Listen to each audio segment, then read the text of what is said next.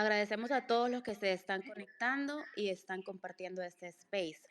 Vamos a esperar a que seamos más para que el presidente Bukele pueda iniciar.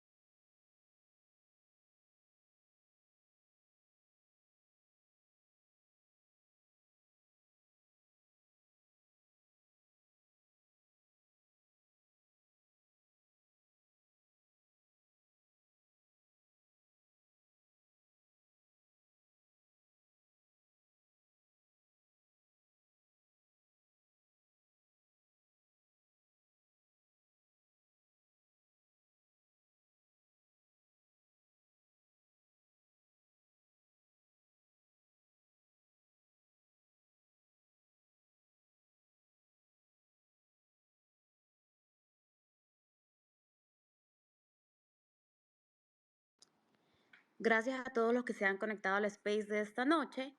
Por fin, el momento que todos hemos estado esperando, ya está el presidente Bukele con nosotros. Empezamos. Bienvenido, presidente.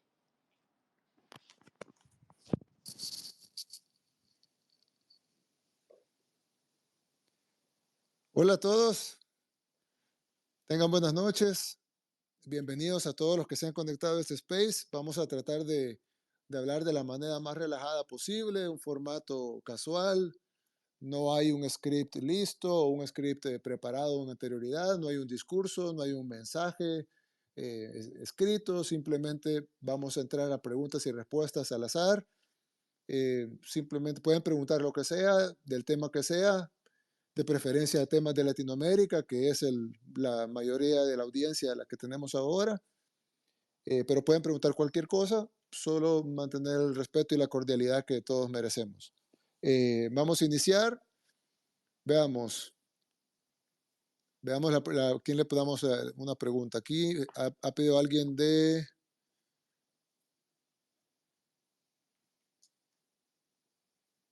Bueno, aquí vamos a darle a John F. Le vamos a dar la pregunta.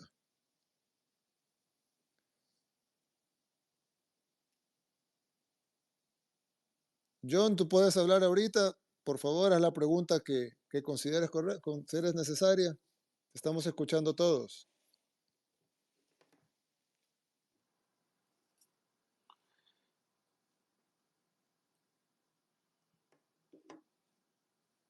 Hola.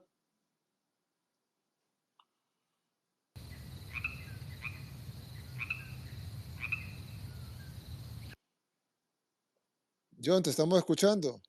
Bueno, si no, le tendremos que dar la pregunta a alguien más. Gaby Rodríguez.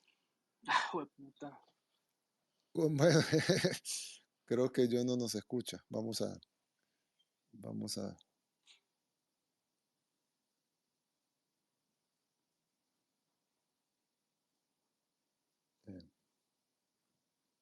Bien, vamos a... Gaby, si nos escuchas, puedes hacer tu pregunta.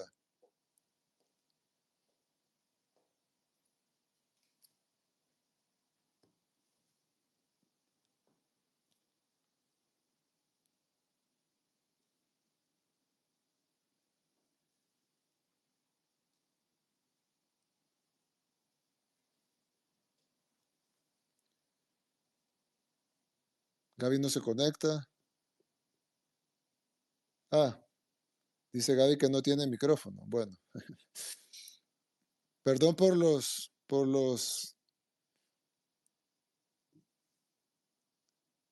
perdón por los errores de técnicos, pero bueno, estamos haciéndolo de una manera casual y natural. Vamos a darle a Eduardo Menoni. Eduardo, te estamos escuchando. Ojalá si tengas teléfono, si tengas micrófono. Muy buenas noches, presidente Bukele. Hola Eduardo, ¿qué tal? Buenas noches. Buenas noches, un gran placer pues hablar con usted, el líder más destacado de nuestra región y del mundo libre acá en América. Primero, mi respeto, mi saludo como venezolano y mi gran admiración de todas las personas que estamos acá presentes pues escuchándolo. Y gracias por dar unos minutos para hablar con la gente. Yo quería hacerle puntualmente dos preguntas, si usted me lo permite. Claro, claro, claro, lo que sea. La primera de ellas es, usted, bueno, titula este space, Hablemos de lo que no hablan los medios de comunicación.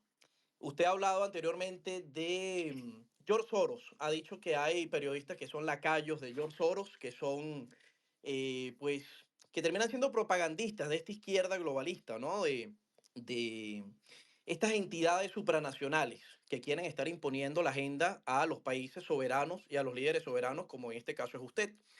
¿Qué opina de estos medios de comunicación? ¿Cree usted que siguen una sola agenda, la misma agenda de estos medios masivos? Sería mi primera pregunta. Y si obedecen, pues además de George Soros, que usted lo ha dicho públicamente en varios tweets, ¿a quiénes más estarían obedeciendo? ¿A qué intereses estarían obedeciendo? ¿Y por qué piensa usted que estos medios obedecen a estos grandes intereses? Y mi segunda pregunta, usted se ha definido públicamente, usted dice que no es de izquierda ni de derecha, a pesar de que la mayoría de sus políticas son de derecha, ¿no? Usted es pro vida, no apoya el aborto, usted apoya la legítima defensa, ha tenido mano dura en contra de los delincuentes, que lo ha hecho, por supuesto, el líder más famoso, más popular, con 93% de aprobación.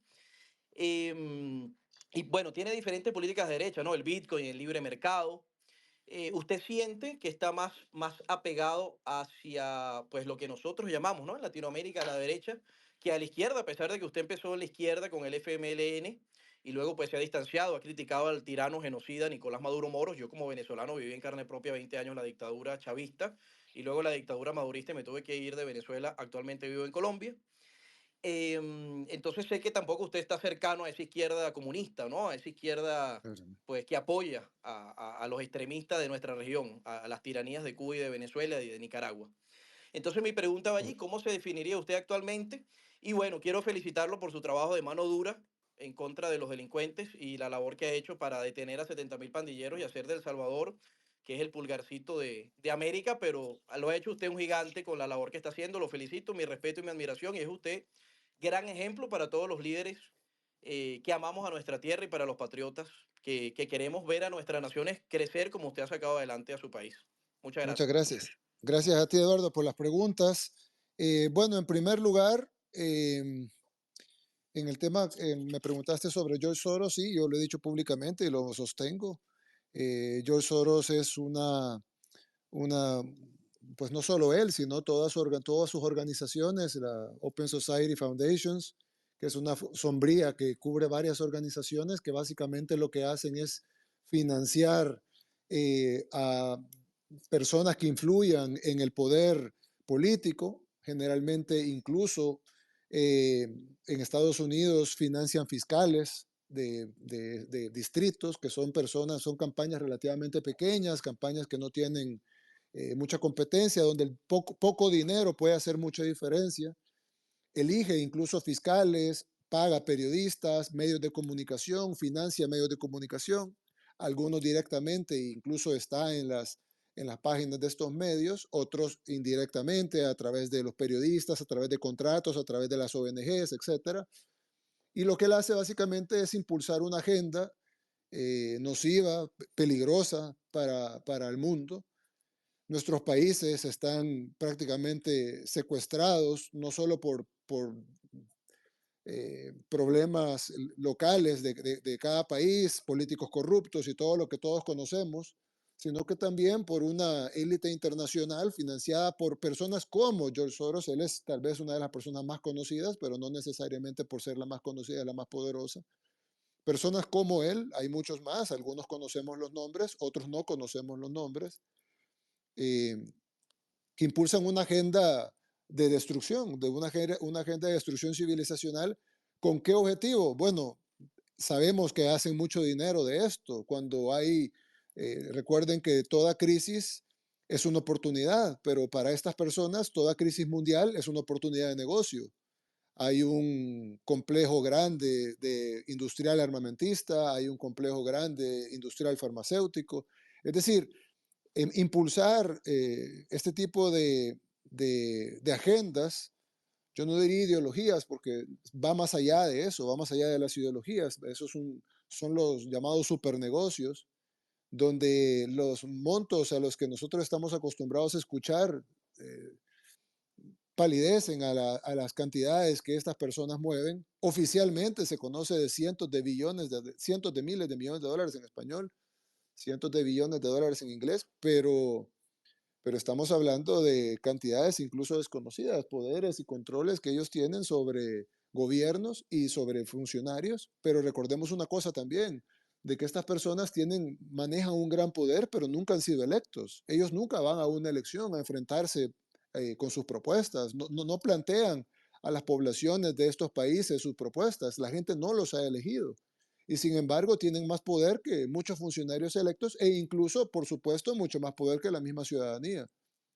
Y hay pues una cohorte de periodistas y de funcionarios, de abogados, de ONGs, de instituciones, etcétera, que trabajan al unísono siguiendo esta agenda. No incluye únicamente a los medios, pero por supuesto que incluye uno de sus pilares fundamentales son los medios, y es por eso es que este tipo de espacios nos permite hablar un poco de lo que esos medios, no solo de lo que esos medios son, que es una parte de tu pregunta, sino también de lo que esos medios no permiten que se hable. En el tema de la derecha-izquierda, yo no me considero una persona ni de derecha-izquierda porque siento que esa es una división, una explicación lineal de cómo se partió el mundo alrededor de la post-revolución francesa, y el mundo se dividió entre los que estaban empujando una serie de dogmas que se catalogaron como derecha y otra serie de dogmas que se catalogaron como izquierda. Pero al final, pues, eh, yo no soy una persona de dogmas. Sí es cierto que muchas de nuestras políticas pudieran ser catalogadas como de derecha, sin embargo, algunas otras pudieran ser pensadas que son un poco más, tal vez no izquierda woke, ¿verdad? Pero sí un poco, tal vez, de izquierda de algún momento. Yo en lo personal siento que lo más importante es que ya no podemos estar, de por sí, las divisiones deberían de ser tridimensionales, pero en todo caso hagámoslas bidimensionales, pero tener una división lineal entre quién está a un lado del espectro lineal y quién está a otro lado del espectro lineal, siento que nos casa demasiado. No critico a nadie que sea de derecha o de izquierda, cada quien tiene derecho a tener la ideología o creencias que quiera, pero yo siento que encajonarme yo en una lista de dogmas y que casi que me impidan poder hacer cosas que pueden ser beneficiosas para la población porque estoy encajonado en esa línea de dogmas, lo único que quería es limitar nuestra acción política, mientras que si nos mantenemos en que no somos de ninguna, ni de izquierda ni de derecha, podemos aplicar cualquier solución que sea buena para el país y buena para la gente y buena para la sociedad y que dé resultados, ya sea de izquierda o de derecha. Así que bueno, espero haber contestado tu pregunta, Eduardo. Gracias. Vamos a dar eh, vamos a ver. Aquí tenemos, bueno, hay muchas solicitudes. Eh, Veamos.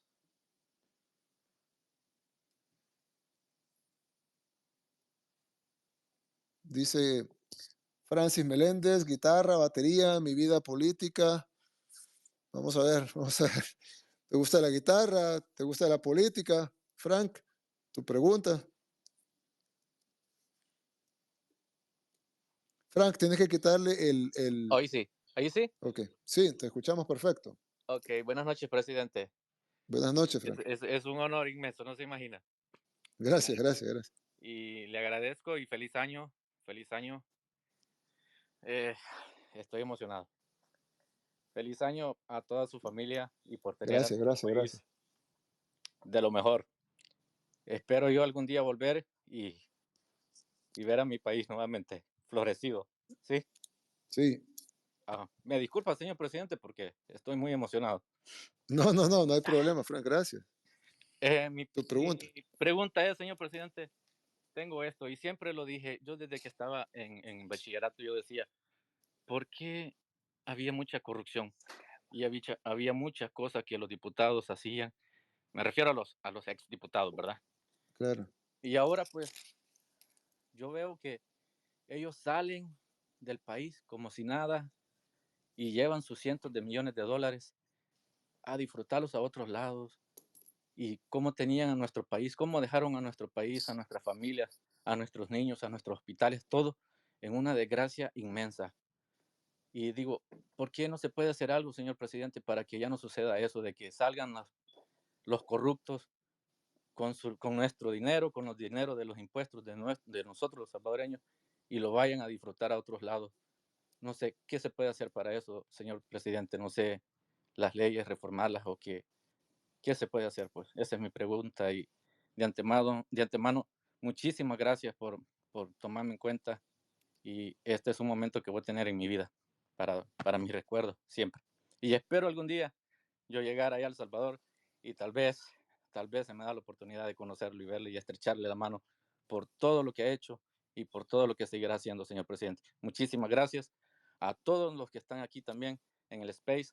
Veo a toditos mis amigos ahí que yo los sigo y ellos me siguen también. Muchísimas gracias a todos y pues buenas noches, señor presidente, y un saludo a su familia hermosa, ¿ok? Muchísimas gracias. Muchas gracias, Frank.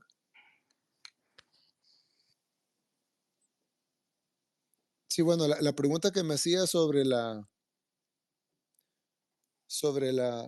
corrupción, no sé si tú viste una cadena nacional que hicimos en noviembre donde le decíamos precisamente, no a los diputados, que fue el ejemplo que tú pusiste, pero sí a los funcionarios del gobierno. Ahí estaban más de 190 titulares de carteras del Estado y vicetitulares, y donde les dijimos directamente, el que toque el dinero del pueblo va ojo, el que trabaja bien y no toca el dinero del pueblo, no necesariamente por eso va a continuar en el gobierno, sino que puede ser removido por incapacidad o porque simplemente no hace bien el trabajo, así sea honrado. Pero el que toque el dinero del pueblo, ya no estamos hablando de una incapacidad o de que no es un buen funcionario o que no ha dado los resultados que tal vez eran esperados, sino que estamos hablando de un vil ladrón. Y pues en ese caso, la única solución que hay es que esos funcionarios vayan presos y eso da pues dos ventajas. Una, que ese funcionario pues obviamente está fuera y al estar en la cárcel pues ya no toca el dinero del pueblo, pero también genera otra cosa que es el miedo de un funcionario a decir, bueno, no voy a cometer un acto de corrupción porque voy a terminar en la cárcel también. Nosotros ya hemos procesado varios funcionarios de nuestro gobierno, algunos están en la cárcel, otros casos estarán en investigación y tendrán sus frutos pronto. Pues otra cosa importante saber es que los casos de corrupción no prescriben.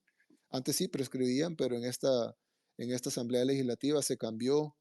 En esta nueva Asamblea Legislativa se quitó la prescripción de los delitos de corrupción y por ende antes en El Salvador, por ejemplo, a los 10 años, pasaban 10 años y ya la corrupción quedaba en el olvido. Ahora no. Y entonces obviamente eso nos facilita perseguir incluso corruptos del pasado, pero también es una advertencia para cualquier persona que piensa que tal vez se salvó o algo, que ese delito puede ser investigado ahora, pero también puede ser investigado en el futuro.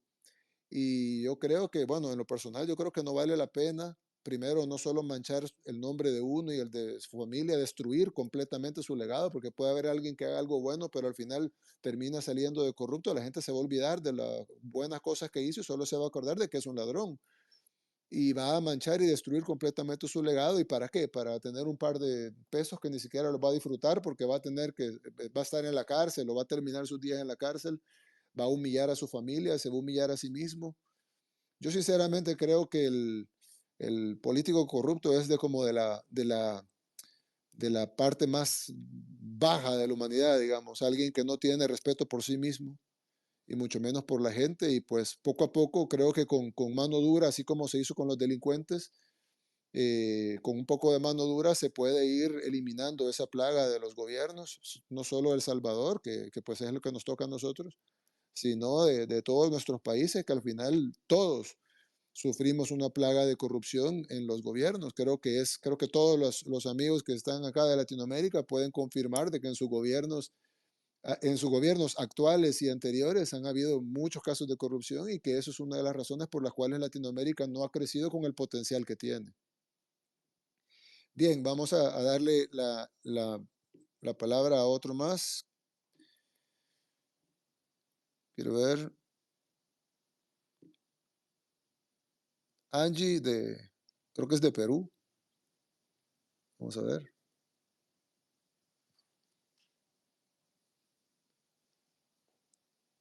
Angie, te escuchamos. Presidente, muy buenas noches. Hola, Yo soy de Perú, buenas noches. yo resido en los Estados Unidos. Le podría comentar de que muchos de mis compatriotas estarían más que encantados de poder clonarlo, porque todos quieren un Bukele. Muchas gracias. La verdad que mis respetos y admiración para lo que usted ha podido lograr en su país. Y para no alargar esto y todos tengan oportunidad, son dos cosas que le quisiera preguntar. Lo primero sobre la CIDH y las consecuencias de no aceptar sus sugerencias que han terminado siendo órdenes. Por Correcto. ejemplo, mucha gente en mi país vive encantada de la vida sometidos a ellos. Y usted hace poco dijo, o hace mucho lo escuché decir, que una vez usted en el gobierno entendía y veía ya de otra forma lo que estas instituciones significaban. Y mi siguiente pregunta sería, ¿cómo ve usted Latinoamérica en el futuro? Muchísimas gracias y que todos tengan un lindo año. Muchas gracias, Angie. Bien, bueno, yo sí hablé, como tú mismo dijiste, de la CIDH en su momento, y no solo la CIDH, sino todas estas instituciones supranacionales a las que estamos sometidos, por llamarlo así. Y la verdad es que yo no lo pensaba así antes, pero sí lo pienso así ahora por experiencia vivida en el gobierno y en todo lo que hemos tratado de hacer. Y es que estas instituciones parecerían tener la misión de mantenernos en el subdesarrollo. Yo sé que eso suena no sé, pudiera sonar como exagerado, pero es la realidad. Y si tú ves las sentencias que ellos dan, ellos tratan de mantener siempre en nuestros países como que la obligación fuera que estemos en el subdesarrollo. Yo hoy en la mañana, yo retomé una publicación de nuestro Ministerio de Obras Públicas que demolió un monumento que había aquí en El Salvador sobre el monumento a la reconciliación, le llamaban ellos. Obviamente es un monumento a la falsa reconciliación, supuestamente lograda en 1992 con los falsos acuerdos de paz. Y digo falsos acuerdos de paz porque nunca tuvimos paz. Tal vez hubo acuerdos, pero fue más un pacto entre corruptos para repartirse el país. Efectivamente, el país se lo repartieron en 1992 entre la derecha y la izquierda, o los ya autodenominados derecha e izquierda de ese entonces. Y lo que tuvimos en El Salvador no fue paz, fue guerra, fue sangre, fue dolor, sufrimiento, etcétera, subdesarrollo, pobreza, corrupción. Y pues nosotros dijimos, además el monumento era estéticamente horrendo, y entonces eh,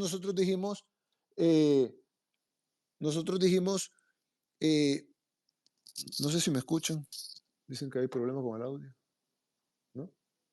Perdón. Bueno, entonces estaba diciéndoles de que perdón, me dicen que hay problemas con el audio.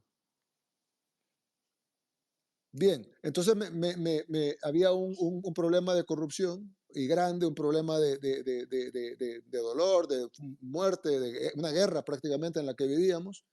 Y entonces me dijo, yo dije en ese momento, pues este es un monumento falso a la reconciliación, además que era estéticamente horroroso, horroroso, ahí pueden verlo en mi Twitter, ese es un monumento horrible. Y se demolió y ahora se va a hacer un espacio público para la familia salvadoreña, bonito, que la gente lo pueda disfrutar.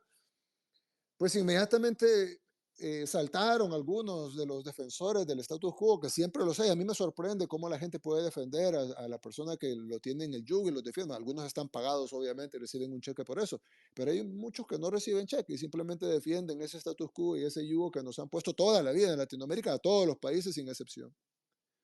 Y empezaron a defender el monumento, un monumento horrendo a una cosa falsa. Y, y entonces yo publiqué una fotografía de cuando inauguraron ese documento, donde están ahí miembros de la ONU, está el expresidente que lo inauguró, está otro expresidente de El Salvador, de derecha supuestamente, que fue el que firmó los acuerdos de paz con la guerrilla en ese entonces, en el 92. estaba ahí, estaban miembros de las iglesias, estaban miembros de la llamada sociedad civil. Y en ese momento El Salvador era el país más inseguro del mundo, el país literalmente el más peligroso del mundo, más peligroso que Irak, más peligroso que Afganistán, más peligroso que los países en guerra. Era un país que se desangraba, que todos los días teníamos, sin excepción, teníamos 15, 20 homicidios diarios, todos los días, incluyendo vacación, domingo, lunes, martes, todos los días. En medicina legal no alcanzaban a hacer las 20 autopsias de hoy porque venían otros 20 cuerpos mañana. Estamos hablando de un país de 6.7 millones de habitantes, compárenlos por las poblaciones de sus países. En el caso de, por ejemplo, en el caso de Colombia, multipliquen eso por 8. Y así era, vivíamos eso en un país lleno de sangre y la comunidad internacional aplaudía. En ese tiempo, yo incluso lo puse en Twitter, había, y obviamente lo digo en sarcasmo, pero en ese tiempo había democracia, había institucionalidad, había Estado de Derecho, había separación de poderes. El Salvador no vivía en una dictadura, El Salvador vivía en plena democracia, en total paz, en unión. La derecha y la izquierda trabajaban de la mano para sacar adelante el país, pero lo que vivía la gente era muerte, pobreza. Y ahora que cambiamos eso, cuando iniciamos cambiando eso, iniciamos cambiando la realidad de nuestro país, las leyes, los jueces, los fiscales, los políticos, electoralmente ganamos las diputaciones, etcétera, logramos empezar a cambiar el país y nos criticaron. Y no solo nos criticaron, sino que nos condenaron públicamente. Ahí están las condenas internacionales que nuestro país recibió, nos sancionaron y no solo nos sancionaron, vinieron aquí a El Salvador a exigirnos que regresáramos todo como estaba antes. Entonces yo les preguntaba, pero ustedes saben lo que esta gente ha hecho, ustedes saben que estos jueces liberan delincuentes, ustedes saben de que estos fiscales no van a perseguir a los corruptos, ustedes saben que estos políticos son los que se han repartido el pastel, son los que se han robado el dinero del pueblo. ¿Por qué quieren que regresemos a eso? Y ellos, sus argumentos eran que el Estado de Derecho, que la separación de poderes, que la institucionalidad democrática era más importante. Yo le decía, pero ¿de cuál Estado de Derecho me dicen? ¿El Estado de Derecho qué? ¿El derecho a morir? ¿El derecho a que lo maten? ¿El derecho a que lo roben? ¿El derecho a que los políticos se lleven el dinero del pueblo? ¿El derecho a que los empresarios compren políticos o los pongan y de luego les den órdenes para lo que tienen que hacer? ¿De cuál derecho me está hablando usted? ¿De cuál Estado de Derecho? ¿De cuál institucionalidad democrática? ¿Cuál democracia si el pueblo no quiere esto? Si hablamos de democracia, el pueblo quiere que los cambiemos. Y, y no, simplemente protestaron, casi que demandaron, nos exigieron que cambiáramos, que regresáramos todo como estaba antes. Gracias a Dios. Yo digo gracias a Dios porque soy creyente, pero los que no crean en Dios, pues gracias a que lo hicimos. Nuestro país es otro ahorita y faltarán muchas cosas por hacer y las vamos a hacer primero Dios, pero nuestro país es otro, es totalmente otro. Y en gran parte fue gracias a que no hicimos caso de lo que este tipo de organismos y la llamada comunidad internacional, que nunca ha velado por nosotros los latinoamericanos. Es que es obvio, cualquiera lo puede ver, que nunca ha sido para velar por nosotros. Entonces, si queremos cambiar, obviamente tenemos que cambiar a los que están dirigiendo nuestros países y tenemos que hacer las cosas diferentes. No podemos hacer las cosas igual y esperar un resultado distinto. Así que en El Salvador tuvimos la valentía de no escucharlos, aguantamos las condenas en su momento, creo que se cansaron de condenarnos en eso, ahora ya no están condenando por otras cosas, pero al final el pueblo salvadoreño se dio cuenta y creo que muchos de la comunidad de latinoamericanos, bueno, incluso en Estados Unidos y en España y en otros países, se han dado cuenta de que debemos de quitarnos el yugo de estas organizaciones, debemos de hacer lo que, como les dije yo una vez a la comunidad internacional, bueno, a la comunidad internacional, que son básicamente los países poderosos, déjennos hacer lo que ustedes hacen. Nosotros queremos ser como ustedes, déjennos hacer lo que ustedes hacen. No nos obliguen a hacer lo que ustedes dicen, porque ellos dicen que hagamos una cosa, pero ellos hacen lo contrario. Yo creo que en nuestros países debemos de quitarnos el yugo de estas organizaciones que además no tienen control sobre los países poderosos. Y pues uno se pregunta, bueno, si fuera bueno que estas organizaciones supranacionales controlaran a los países, ¿por qué los países poderosos no dejan que ser controlados por estas organizaciones? Nunca van a ver que Estados Unidos obedece una orden de ningún tribunal internacional, jamás. Ni siquiera son parte de la mayoría de ellos y de los que son parte los ignoran. pero nosotros sí estamos obligados a seguir todos los designios de lo que ellos digan. Entonces mi pregunta es, ¿por qué los grandes que saben lo bueno para ellos no hacen lo mismo que no quieren que nosotros hagamos? Evidentemente porque hay un sistema que se beneficia de mantenernos pobres en el subdesarrollo, peleando entre nosotros y discutiendo que si es importante lo que dice este papel o es importante lo que dice el otro papel, y nunca nadie se pone a pensar que lo que la gente quiere no es lo que dice un papel o el otro papel, sino que son soluciones a sus problemas reales y tener los anhelos y lograr los anhelos que los pueblos latinoamericanos tenemos. Bien, vamos a...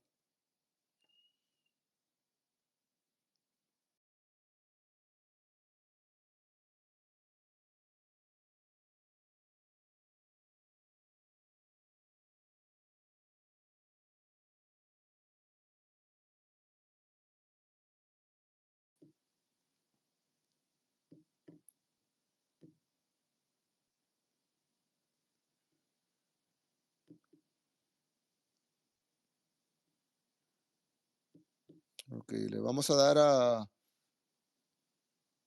Marcelo. Hola Marcelo, ¿nos escuchas?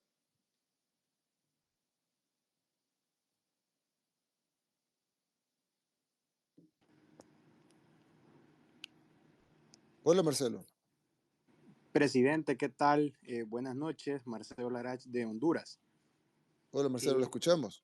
Muchas gracias, presidente. Sí, presidente, fíjese que yo lo he seguido a usted desde hace varios tiempo, antes de que era presidente, y una de las cosas que usted dijo en una conferencia que dio antes de ser electo es el tema de la Unión Centroamericana.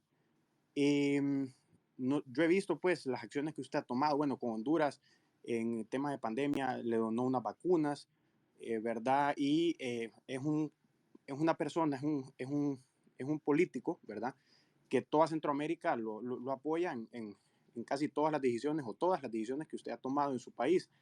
Eh, ¿Usted en algún momento eh, piensa apoyar o piensa hacer un movimiento para una Unión Centroamericana real, ¿verdad? Que sea real, no, porque sí, yo sé que en Triángulo Norte, Guatemala, Honduras y El Salvador hay ciertos mecanismos de temas que se están mejorando en temas de aduanas, en temas de migración, pero una Unión Centroamericana real, ¿usted quiere hacer algún movimiento como eso o lo ve factible usted en el mediano o largo plazo? Esa es mi pregunta, presidente. Muchas gracias, ¿verdad? Y suerte en todo.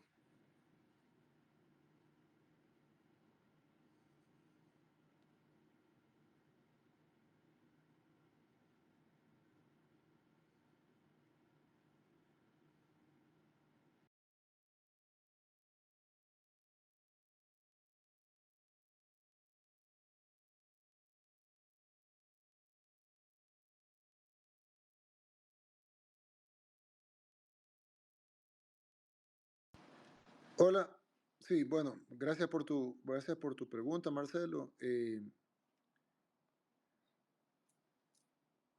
Un segundo.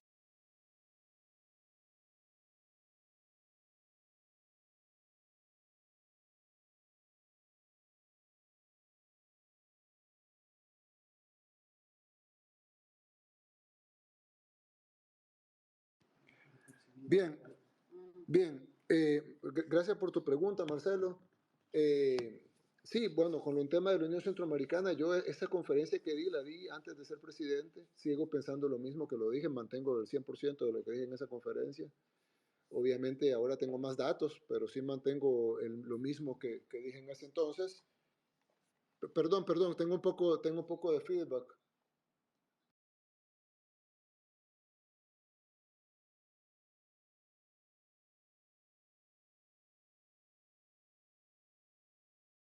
Sí, Hola, perdón, Marcelo. Sí, bueno, les estaba diciendo lo de la conferencia que di en ese entonces. En ese entonces, pues tenía menos datos, pero sí creía y lo mantengo de que Centroamérica debería ser un solo país. Nuestros países son extremadamente pequeños, carentes de recursos naturales, no tenemos las sinergias necesarias como puede tenerlo un país más grande. Yo creo que es importante que tengamos países fuertes, yo creo que en los patriotas, pero sin embargo creo que nuestros países son demasiado pequeños, somos protopaíses, fuimos en algún momento Fuimos en algún momento un solo país. Eh, Hubo obviamente intereses en aquellos tiempos, sobre todo de los terratenientes, que no querían que fuéramos un país, pues por obviamente cuando hay prácticas oligopólicas y todo eso, pues es mejor un gobierno pequeño y débil, y inexistente y dividido, que esté peleando entre sí con guerras civiles si es posible, en lugar de tener un gobierno unido y una población unida con mayor perspectiva. Yo sí creo que que Centroamérica, y lo dije en esa conferencia, tiene todas las sinergias necesarias para ser un solo país. Tendríamos una población nada despreciable, tendríamos el 8% de los recursos de la biodiversidad del planeta en un territorio ínfimamente pequeño todavía, pero con una gran biodiversidad, el paso del Atlántico al Pacífico, todos los otros posibles pasos están en Centroamérica. Los canales secos posibles más viables están en Centroamérica. Eh, Creo que las economías centroamericanas que son débiles pudieran negociar mejor tratados de libre comercio, inversiones, etcétera. En fin, fuimos un país, creo que en ese tiempo la visión que había era una visión más de futuro, a pesar que fue hace mucho tiempo. Y sigo creyendo que deberíamos ser un solo país. Obviamente para que eso pase es demasiado difícil, porque pasaría por, primero, la voluntad de los pueblos, que es lo principal, pero incluso si los pueblos tuvieran la voluntad de hacerlo, tendría que pasar, segundo, por la voluntad de los políticos, y tercero, como lo dije antes, y me refiero a toda Latinoamérica, nuestros sistemas están diseñados para mantenernos divididos, peleando y en su desarrollo. Cambiar esos sistemas es difícil. Y cuando uno quiere cambiar esos sistemas, entonces lo acusan a uno de no respetar el Estado de Derecho, de no respetar la separación de poderes, de no respetar la institucionalidad democrática, etcétera, porque obviamente va en contra del plan de que nosotros simplemente seamos sus sirvientes, pues. Y entonces cuando nosotros queremos cambiar eso, pues va a haber acusaciones, condenas, que por qué lo estamos cambiando, que la norma jurídica actual no lo permite, y entonces al final no solo requerirá voluntad política, sino que esas personas que están en los cargos públicos tengan el apoyo del pueblo, que ya por sí es difícil, porque normalmente son corruptos o son incapaces o no le han cumplido al pueblo con sus promesas. Entonces requeriría que tener la voluntad política, requeriría que tener el apoyo de los pueblos a esas personas que tengan esa voluntad política, y luego tener la valentía de cambiar todas esas normas que ahorita impedirían una unión centroamericana real, y luego soportar todas las condenas internacionales que tratarán de evitar que una unión de ese tipo se diera, porque obviamente no van a querer competencia, y luego enfrentarlas y luego tener un proyecto exitoso de unión. Entonces, a la pregunta de que si creo que es lo mejor, sí, creo que es lo mejor, y creo que debió haberse hecho hace 100 años y no, ya no se diga ahora. Estoy seguro que en algún momento pasará, si no pasa en nuestra generación, pasará en la siguiente, y si no en la siguiente, nuestros hijos o nuestros nietos lo verán. Que si creo que pudiera pasar ahorita, lo dudo por la falta de liderazgo político o los malos liderazgos políticos. Además, porque hay una comunidad internacional interesada en que no suceda, muy poderosa y con fuerzas de todo tipo, incluso personales, contra los políticos de turno en nuestros países. Así que lo veo extremadamente difícil, pero creo que tarde o temprano terminará pasando, y si no es en nuestra generación, será en la siguiente. Bien, muchas gracias. Vamos a darle la palabra a otra persona.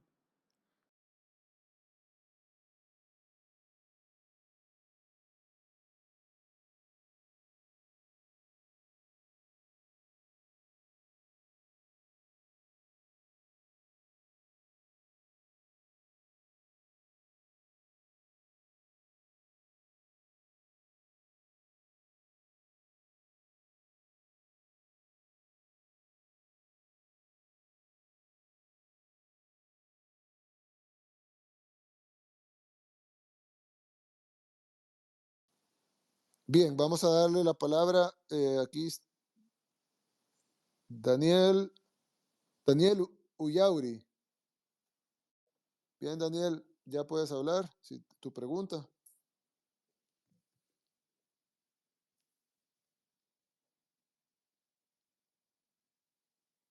Hola, Daniel.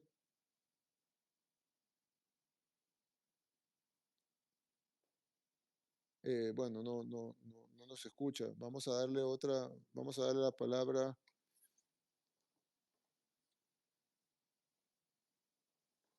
a Vicky López. Vicky López es argentina, tiene una bandera argentina y una de Canadá. Bueno, vamos a ver. Vicky, puedes hablar y hacer tu pregunta. Bienvenida.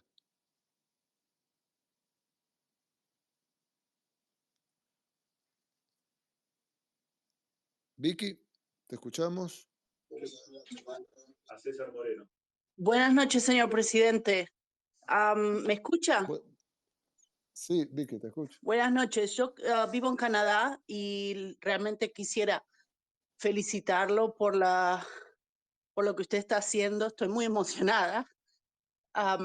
Sí, Por gracias, muchas gracias. Ojalá el universo y Dios lo ilumine para seguir haciendo todo esto, lo que usted está Amén, haciendo. gracias. Y le quisiera preguntar puntualmente si el pueblo salvadoreño decidiera a través de un plebiscito si usted se pudiera reelegir indefinidamente, si eso está en su agenda por algún futuro. Muchas gracias y realmente lo felicito y que Dios lo bendiga a usted y a su familia. Amén, muchas gracias, Vicky, gracias por su pregunta. Bueno, creo que en El Salvador no creo, estoy seguro que en El Salvador no hay la posibilidad de la reelección indefinida y no hay la posibilidad de hacer plebiscitos para eso. Yo sí creo que los pueblos tienen el derecho todas las generaciones tienen el derecho de plantearse su norma. Cuando nosotros hemos planteado cambios, no de constitución, pero cambios de normas diferentes, en el caso, por ejemplo, de la guerra contra las pandillas o en el caso de la elección de funcionarios de segundo grado, se nos dice de que la norma antigua decía tal cosa, o por ejemplo, lo ha pasado con el voto en el exterior, algunas leyes que hemos aprobado últimamente que han sido cuestionadas por la oposición porque son diferentes a las que estaban aprobadas antes. Y yo siempre he dicho que cada generación tiene el derecho de aplicar su norma y aprobar su norma. No puede una generación amarrar a la siguiente. Nosotros no podemos hacer una constitución que prohíba a la generación siguiente hacer algo, porque esa generación pues, simplemente va a agarrar nuestra constitución y la va a cambiar. Nosotros en El Salvador no tenemos plebiscito, sé que hay muchos países de Latinoamérica que lo tienen. Entiendo la importancia de tener la consulta popular, aunque me decía alguien, bueno, en vez de hacer un plebiscito se pudiera hacer una encuesta. Obviamente pudieran ser los resultados parecidos, pero ¿quién va a confiar? La gente tendería a confiar más en un plebiscito que en una encuesta. Nosotros en lo personal no tenemos eso, no tenemos la figura del plebiscito, ni del referéndum, ni tampoco de la reelección indefinida. Yo solo estoy autorizado para correr por un segundo periodo. De hecho, actualmente la norma constitucional me prohíbe explícitamente el tercero. Y bueno, también no sé qué, dicen que uno envejece 10 años por cada 3. Así que no sé qué tanto vamos a aguantar el próximo, pero sí, actualmente no existe en El Salvador la reelección indefinida, ni tampoco la estoy buscando, y la norma actual no lo permite, y tampoco hay la figura de un plebiscito o referéndum para poder modificar eso. Bien, alguien más. Y muchas gracias por sus deseos y sus bendiciones. Vamos a darle la palabra a... Bueno, yo lo conozco, veo esos programas y sé que es fan, así que me van a perdonar que lo escoja, pero he escogido al azar a todos los demás. Así que Felipe Rey Tyson, vamos a darle la palabra. Yo lo conozco a él, sé que es pro, pues, pero no todos han sido así, la mayoría lo hemos escogido al azar. Así que bueno, vamos a darle la palabra a Felipe. Este sí yo sé que es pro nosotros, pero bueno, me van a disculpar que lo escoja, pero sé que va a estar contento que lo dejemos hablar. Hola Felipe. Muchas gracias, señor presidente. Es un honor para poder hablar contigo, hacerte una pregunta. Eh, Solo quiero decirle de antemano que desde el 2019, pues ahora yo tengo esperanza, no solo para El Salvador, pero para los otros países que empiecen a copiar lo que está pasando en el país de El Salvador. Mi pregunta es en dos partes. Uno, hemos visto tanta oposición de parte de organizaciones internacionales y algunos otros países que en contra del régimen de excepción, que no va a funcionar, o cualquier otra decisión que tomas que tiene que ver con la economía, que no va a funcionar, pues ahora han quedado prácticamente como mentirosos. Usted ha mostrado que sí, las cosas funcionan. Mi primera pregunta es, ¿usted piensa que con el tiempo esta gente va a abrir los ojos y va a ver realmente lo que está pasando en el país y que sí tu plan funciona? Y la segunda pregunta es, vi un tuit muy interesante suyo donde usted dijo, todo, creo que lo puso en inglés, everything's by design, todo es por diseño. Y yo estuve entrevistando al vicepresidente y él dijo de que todo es bien planificado, todo lo que hacen, todo es bien pensado. Y mi pregunta es, ¿cuál es la meta final? ¿Cómo quiere ver el país? ¿En qué estado quiere que esté El Salvador y el pueblo cuando llegue ese día? Que sé que muy, todos no quieren que llegue, pero llegue el día cuando ya no seas presidente de El Salvador. Muchas gracias, presidente, y que Dios bendiga a ti y tu familia. Muchas gracias, Felipe. Bueno, son dos preguntas. La primera, yo creo que con el tema del régimen de excepción, no es que no hayan abierto los ojos y que si van a abrir los ojos o no. Yo creo que están despavoridos. O sea, ellos tienen temor de que esto funcione tan bien como está funcionando. Y tú lo puedes ver, no es algo que yo puedo decir lo que sea, pero no es algo que yo lo diga, es algo que ellos mismos lo están diciendo en sus artículos. Si tú te metes a ver los artículos en el New York Times, en el Washington Post, en El País de España, bueno, en fin, ¿no? Todas las publicaciones de ellos mismos dicen, tanto en artículos de noticias como en análisis o en las revistas de domingo que tienen o incluso en sus editoriales o en sus artículos de opinión, ellos siempre dicen el peligro de que nuestro plan funcione.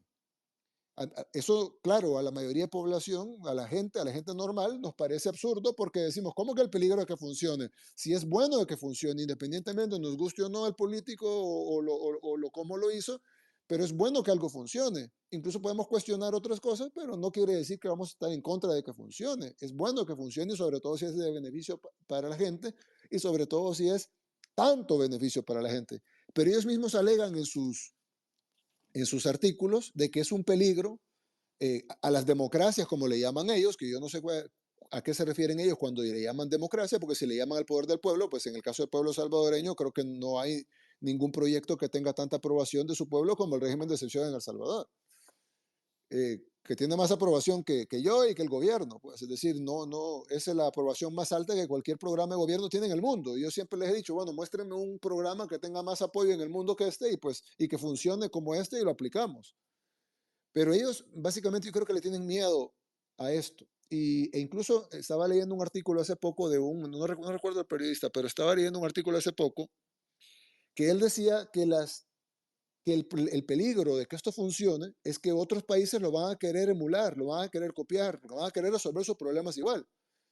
Y, y si eso pasa, entonces se iba a caer la democracia, que me imagino que en su mente la democracia será el sistema corrupto actual que vivimos, en la mayoría de países en Latinoamérica, y decía de que el peligro estaba en de que si las democracias, como le llamaba él, no le podían dar la solución a sus ciudadanos, entonces las autocracias y las dictaduras como la nuestra, así le llamaba él, se iban a imponer en Latinoamérica porque la gente iba a buscar soluciones y no le iba a importar al final lo formal de la democracia o lo formal de la institucionalidad, sino que iba a querer la solución. Y la solución la estaban dando en este momento a las autocracias y las dictaduras, que eran malas per se, según él lo explicaba. Entonces yo creo que no es un tema de abrir los ojos, yo creo que ellos tienen bien abiertos los ojos, saben lo que está pasando aquí, lo saben porque tienen gente aquí en el terreno, además financian, tienen sus sucursales puestas aquí en El Salvador, ellos saben perfectamente lo que está pasando, pero más bien el miedo es a que funcione demasiado. Ya El Salvador pasó, y esto es un hecho, pues es un hecho indiscutible, de que El Salvador pasó de ser el país más peligroso del mundo a ser el país más seguro de América Latina, el más seguro sin discusión, más seguro que países que nosotros veíamos como referentes en seguridad antes, como Chile, como Uruguay, el mismo Costa Rica, eran países que para nosotros eran referentes. No estoy hablando de países que competíamos a ver quién estaba más mal, como el caso de Honduras, sino países que eran referentes para nosotros en el tema de seguridad. Y ahora El Salvador es por mucho, ni siquiera por poco o raspado, por mucho más seguro que todos estos países. Nuestra tasa de homicidios en el 2003 es de 2.4, perdón, 2.4 homicidios por cada 100.000 habitantes.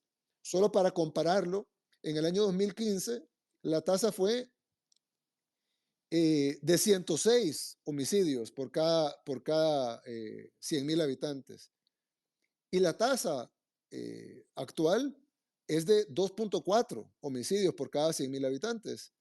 Entonces, solo pasar de una tasa de 106 homicidios por cada 100.000 habitantes a una tasa actual, bueno, creo que el país más inseguro de Latinoamérica actualmente se convirtió en el país más inseguro de Latinoamérica, es Ecuador, un país además no solo de gente muy linda, sino un país hermoso y con un gran potencial, recursos naturales, etcétera.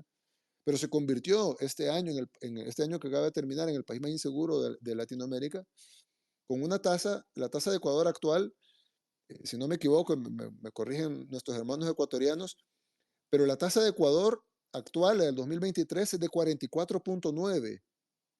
México, que estaba viviendo una epidemia de violencia terrible, tiene una tasa de 25.9. Y la tasa de El Salvador era 106. Es decir, más del doble de la tasa que tiene Ecuador actualmente, el cuádruple, más del cuádruple de la que tiene México actualmente. Esa era la tasa de El Salvador, era totalmente invivible. Y lo hemos transformado en el país más seguro de Latinoamérica y en el segundo más seguro del hemisferio, solo por debajo de Canadá, pero ojo, la tasa de Canadá es de 2.25 y la nuestra es de 2.4, es decir, estamos a 0.15 de la tasa de Canadá y primero Dios, este año podamos superar a Canadá y convertirnos en el país no más seguro de Latinoamérica, sino más seguro del hemisferio occidental. Y entonces la gente obviamente va a decir, bueno, yo quiero eso en mi país, yo quiero lo mismo en mi país. Entonces ellos venden la narrativa de que no, en El Salvador sí es cierto, han reducido la delincuencia, pero esto ha tenido un gran costo porque la gente vive sin derechos humanos y a la gente la exilian del país y la golpean y la apresan y las torturan. Y luego, bueno, yo digo, bueno, si eso fuera, primero, ¿dónde están las pruebas de todo eso? Evidentemente es mentira, tú lo sabes, pero para la gente que tal vez lo puede tener en duda, ¿cómo es posible que un plan que viola los derechos humanos de la gente, que los golpea, que los agarra al azar en la calle y que nadie puede vivir con tranquilidad porque ha cambiado, como decía un periodista, El Salvador cambió la violencia de las pandillas por la violencia del Estado? Si eso fuera verdad, ¿cómo es posible que tengamos niveles de aprobación nunca antes vistos? Y no en El Salvador. Que me muestren un gobierno con una aprobación que la que tiene el nuestro. Que me muestren uno, que me digan, no, fíjese que aquí en el país tal, en Sudamérica o aquí en el Caribe, tenemos una aprobación similar, cercana. Nada, nunca. Entonces, ¿cómo es posible que tengamos una aprobación tan alta si se supone que la gente está sufriendo? Incluso yo, bueno, le digo a los turistas y a toda la gente que visita el país, youtubers y todo, vayan a la calle, pregunten a la gente al azar. Aquí tuvimos los Juegos Centroamericanos y el Caribe, vinieron, creo que habían 90 medios, algo así, 90 medios internacionales. Y yo les dije en el discurso de inauguración, les dije a esos medios, ustedes ya tienen aquí, ya pagaron boletos de avión, ya tienen aquí sus cámaras, ya tienen aquí sus periodistas, ya tienen aquí su cuarto de hotel, ya tienen aquí todo su equipo, su conexión a internet, todo. ¿Por qué no van a preguntarle a la gente, a donde ustedes quieran? No, el gobierno los va a llevar por aquí. No, no, no. Vayan a la comunidad que quieran, entren al cantón que quieran, al pueblo que quieran, al municipio que quieran. Vayan a donde ustedes quieran, pregúntenle al azar, vayan a los mercados, vayan a las calles, vayan al centro, vayan a donde quieran, entren por un pasaje en una comunidad, en una colonia. Pregúntenle a quien ustedes quieran, qué opinan del gobierno. Hagan no una, no dos, no 100, hagan 500 preguntas. Y saquen de esas 500 cuántos le hablaron bien del plan del gobierno y del gobierno en sí. Y vean la realidad. Pero no, generalmente la realidad la dice alguien que está sentado en una computadora de Nueva York. Él dice la realidad. Él no conoce El Salvador, nunca en su vida ha venido por acá, ni siquiera cerca. No conoce ni siquiera Centroamérica. apenas tal vez conocer algún país de Latinoamérica, pero él tiene la realidad, él tiene la solución a nuestros problemas. Allá en Europa tienen la solución a nuestros problemas. Nunca han venido a América, tal vez a Estados Unidos, pero nunca han venido a Latinoamérica, no conocen Latinoamérica, no hablan español, pero ellos saben la solución a nuestros problemas. Nosotros no la sabemos y nosotros que estamos dando resultados estamos mal. Entonces tratan de vender esa narrativa y como no la pueden vender porque es inmensa el apoyo de la gente, vienen periodistas o independientes, vienen youtubers, vienen generadores de contenido, se dan cuenta de la realidad de lo que está pasando en El Salvador. Y entonces como ya no pueden enfrentarse a eso, ahora están despavoridos, corriendo, diciendo, necesitamos dar soluciones en la vía, como le llaman ellos, entre comillas, pero lo estoy parafraseando, en la vía democrática, en la vía institucional, para que la gente vea, dicen ellos, que la vía institucional y democrática da mejores resultados. Pero, de nuevo, ¿a qué se refieren ellos con democracia? Estoy seguro que no se refieren al poder del pueblo, se refieren a otra cosa, tal vez plutocracia o alguna otra cosa. Democracia no es a lo que se refieren. Estado de Derecho, bueno, Estado de Derecho, ¿derecho a qué? Derecho a vivir, creo que es importante, derecho a tener salud, derecho a tener libertad, eso es importante, pero no, ellos coartan la libertad, coartan el derecho a la vida, la gente tiene que vivir sometida a los delincuentes, eso para ellos es Estado de Derecho. Entonces, yo creo que más bien aquí el problema no es de abrir los ojos, sino que el problema es que ellos tienen miedo de que la gente abra los ojos y que la gente se dé cuenta de que nos han tenido sometidos en un sistema que no funciona y que nosotros tenemos el poder de cambiarlo y que si lo cambiamos, pues los primeros que se van son ellos y pues ellos van a hacer todo lo que esté en sus manos para evitarlo. Así que yo creo más bien que es eso, Felipe, eso, que no es que no abran los ojos, sino que más bien ellos los tienen bien abiertos y lo que tienen miedo es que la gente abra los ojos. Y con tu pregunta, ¿cuál es la meta final? Bueno, esta meta no la voy a ver yo como presidente porque requiere de mucho tiempo, pero yo sí quiero ver nuestro país con una población, un país desarrollado y una población que sus necesidades básicas estén cubiertas, no porque seamos un estado regalón y que demos todas las cosas, sino porque la economía y la sociedad, la educación ha avanzado en un punto donde la gente tiene sus necesidades básicas cubiertas y que puede perseguir su felicidad con libertad. Y al final tener un país desarrollado y desarrollado de la manera correcta, no desarrollado de la manera incorrecta, y que podamos ser un ejemplo para el resto del mundo de cómo un país pobre, olvidado, dejado a su suerte, que nadie daba un peso por El Salvador, ahora está demostrando, estamos empezando nada más, pero está demostrando que vamos en el buen camino y probablemente nuestros hijos puedan tener el país que nosotros soñamos. Tal vez nosotros no lo vamos a ver, pero sí vamos a ver ese avance que lo estamos disfrutando ahorita, porque estamos disfrutando el avance y cómo va nuestro país. Vemos el cambio cada día, cada mes, cada año y pues yo lo que espero al final de mi mandato es al menos ya dejarlo en un camino irreversible. Ahorita el camino todavía es reversible, la oposición gana, nos quita un diputado y pues, pudiera parar el régimen de excepción, por ejemplo. Entonces, todavía el camino es muy reversible.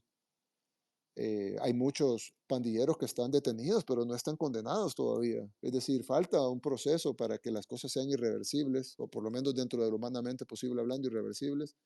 Así que yo espero, pues obviamente lo que quiero ver en el futuro o cuando ya no estemos en este mundo, quiero ver un país desarrollado, pero lo que quiero ver al final de mi mandato es al menos un proceso de cambio irreversible, donde ya se ve, donde ya El Salvador esté en el camino al progreso y que no hay una forma fácil de detenerlo. Esa sería mi respuesta, Felipe. Vamos a dar otra al azar. Aquí veo varios conocidos, pero no sería justo. Vamos a ver, alguien que no conozca. Vamos a ver. Mm, quiero ver. Cecilia. Quiero ver. No tiene mi foto de fondo. No. Quiero ver, alguien que. Vamos a ver. Elo Cadenas. Montaje institucional, PhD, Financial Engineering de la UNAM. Bueno, vamos a ver. Bueno, tal vez va a ser un poco dura la pregunta, pero ahí vamos. Porque pues vi la UNAM por ahí, pero hola Elo. No, ¿qué pasó?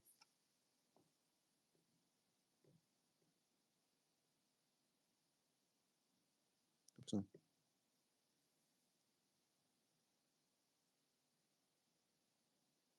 Mm. Hola, Hola, presidente, qué gusto. hola, Elo, ¿qué tal? Muy emocionada. Pues muchas felicidades. Soy una gran admiradora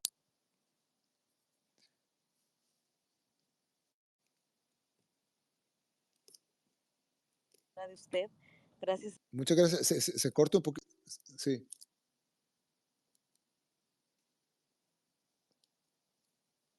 a usted por trabajar en se El corta un Salvador. poquito. Ah, ok. Y usted lo ha hecho magnífico bueno, felicitarlo. Estoy muy, muy contenta. Pero ¿cómo lograrlo en un país tan grande como México? Ah, Y excelente. gracias por la oportunidad. Ok, ok, gracias, gracias. Pensé que por ser estudiante del UNAM pensé que iba a ser un poco más dura su pregunta, pero gracias, le agradezco a él. Bien,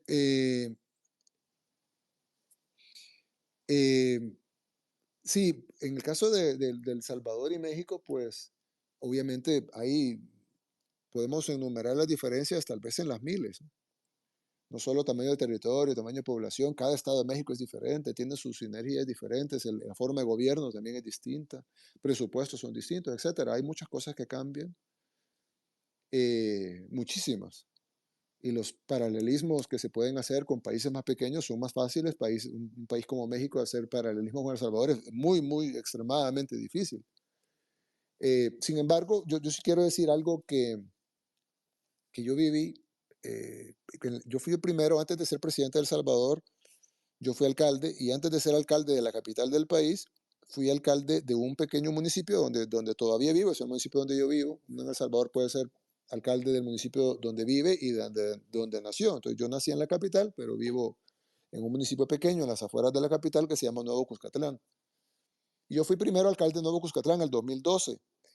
Tenía 30 años y cuando yo fui alcalde de Nuevo Cuscatlán, era un municipio pequeño, lo transformamos de un municipio que estaba olvidado, tenía unas pequeñas residenciales colindantes no con la capital, pero colindantes con los suburbios de la capital que estaban en buen estado, pero de ahí el resto del pueblo estaba olvidado, no tenían ni siquiera agua potable. El 90% de los habitantes de Nuevo Cuscatlán no tenían agua potable. Y ya no se diga un montón de otras cosas, electricidad, etcétera. Habían muchísimas comunidades que no tenían ni siquiera energía eléctrica. Y pues vivían en el olvido, etcétera. Y entonces nosotros al llegar a la alcaldía empezamos a cambiar todo eso y rápidamente nos convertimos en un ejemplo a nivel nacional de que como un pueblo olvidado, sin recursos, sin potencial de crecimiento, no es que fuéramos un pueblo turístico o algo que pudiera tener un potencial de crecimiento más grande, claro, teníamos algunos, buscamos y encontramos algunas potencialidades, pero fueron desarrolladas después. Pero mejoramos increíblemente la calidad de vida de la gente de Nuevo Cuscatlán. Eso no lo digo yo, lo decía la misma gente de Nuevo Cuscatlán y pues por eso también, digamos, la gente empezó a reconocerme en el país precisamente por eso, por nuestro trabajo en Nuevo Cuscatlán. Pero cuando fui candidato para la alcaldía de la capital, la gente decía, no es lo mismo ser alcalde de un pueblo que ser alcalde de la capital. No es lo mismo ser alcalde de un pueblo de 10.000 habitantes, que era la población, hoy es un poquito más, de Nuevo Cuscatlán, que ser el alcalde de la capital con casi medio millón de habitantes. Y entonces, en ese momento no sé, se me cuestionaba, pues, con toda validez, de que no era lo mismo tener una alcaldía con un presupuesto de un par de millones que tener una alcaldía con un presupuesto de cientos de millones, y que no era lo mismo tener una alcaldía con 10.000 habitantes que tener una alcaldía eh, con una población de medio millón. Y que no era lo mismo ser alcalde de un pueblo que ser el alcalde de la capital del país. Eh, pero demostramos que sí se podía cambiar, obviamente diferente, y los paralelismos no eran todos iguales y había muchas cosas, muchísimas cosas distintas, pero sí demostramos que con voluntad y queriendo hacer las cosas bien, las cosas se podían hacer bien y se podían cambiar. Y luego cuando fui candidato a presidente, la gente decía, no es lo mismo ser alcalde que ser presidente. Y no es lo mismo ser alcalde de una ciudad de medio millón que ser presidente de un país de casi 7 millones. Y no es lo mismo ser alcalde de una ciudad de un par de cientos de kilómetros que ser alcalde de un país de 21.000 kilómetros, que para Latinoamérica puede ser pequeño. Y no es lo mismo tener un cargo municipal que tener un cargo nacional. Pero creo que hemos demostrado que con voluntad y haciendo las cosas bien, se puede hacer los cambios que la gente espera. Entonces, salvado la falta de paralelismos con muchos países, todo país es diferente, todo país tiene, pues, no solo diferencias de tamaño, presupuesto y población, etcétera, sino que tiene además otras realidades culturales, históricas, políticas, etcétera. Pero la realidad es que lo demostramos en un municipio pequeño en el país, lo demostramos en una alcaldía, la principal alcaldía del país, y lo estamos demostrando ahora en la presidencia, de que cuando las cosas se quieren hacer bien, se hacen. Y sí es cierto que los problemas cuando algo es más grande son mayores, pero también es cierto que los recursos son mayores. Cuando nosotros estábamos en Nuevo Cuscatlán, los problemas eran más pequeños, muchísimo más pequeños, pero también el presupuesto era pequeño, los recursos humanos que teníamos eran pequeños, las capacidades que teníamos eran pequeñas, los accesos a bancos que teníamos eran pequeños. Cuando fuimos a San Salvador, los problemas se hicieron más grandes, pero también teníamos más acceso a la banca, teníamos más recursos, más personal, teníamos un equipo humano mucho más robusto, teníamos más presupuesto.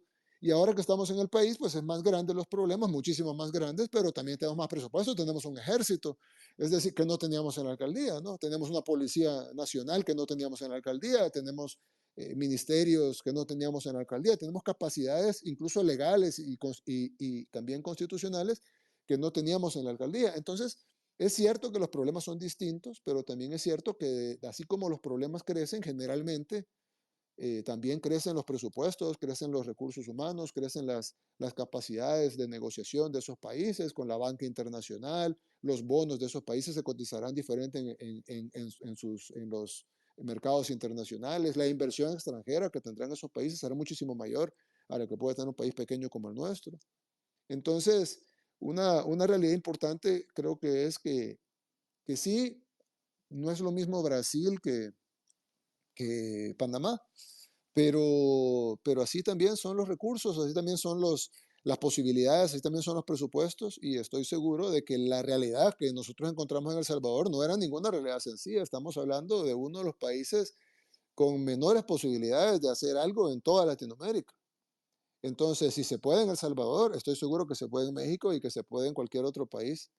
Y sobre todo, creo que lo más importante es que nos quitemos el yugo mental que nos pusieron y que no pensemos de que estamos condenados a hacer por siempre la economía en vías de desarrollo, como le llaman ahora al subdesarrollo latinoamericano, porque realmente tenemos toda la potencialidad de tener un futuro como lo deseamos todos y lo podemos ver aquí en el Space. Es un montón de tiempo que estamos invirtiendo en la noche, ustedes, pues, y veo los conectados, y digo, bueno, tantas miles de personas conectadas escuchando una conversación casual entre un político y, bueno, y todas las personas que han tenido la oportunidad de hablar y van a tener. Yo veo que hay mucho interés y muchos liderazgos que probablemente no están aún en las posiciones de tomar decisión, pero ¿por qué no? ¿Por qué no pueden estar en algún momento en posiciones para tomar las decisiones correctas? Se ve que las ganas las hay, la energía también y las ideas también, y pues en lo que podamos apoyar nosotros ahí estamos. No veo por qué Latinoamérica no puede salir adelante. Bien, vamos a dar otra pregunta. Vamos a ver aquí. em,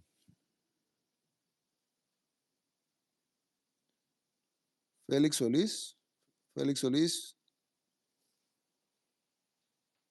tu pregunta, Félix. Hola. Hola, hola. Sí, Félix, te escuchamos. Hey, qué gran placer, señor presidente. Aquí estamos desde los Estados Unidos, siguiéndolo. Hola, Félix. ¿Tú vives en Estados Unidos? Sí, señor, desde 35 años, donde el 88 nos obligaron a salir.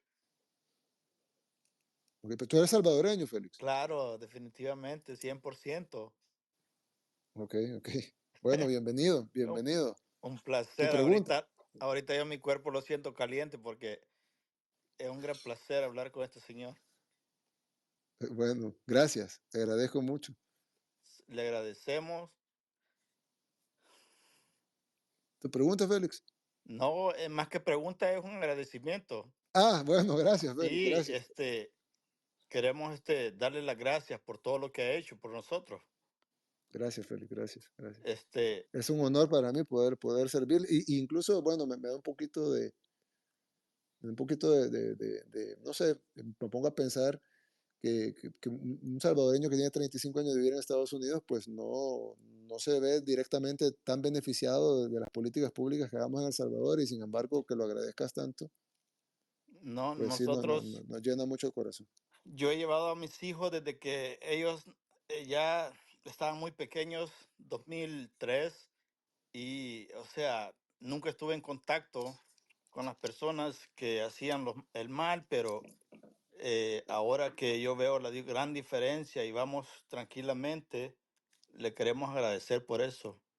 Dios lo Gracias, bendiga Félix. siempre. Sigan adelante. Muchas gracias. Muchas gracias. Un placer increíble. Igualmente. Nunca pensé estar hablando con el presidente. Bueno, muchas gracias, Félix. Abrazo. Gracias. Bendiciones. Bendiciones para ti también. Bien, vamos a ver quién más. Le damos la palabra. Vamos yendo para abajo, perdón. Mm,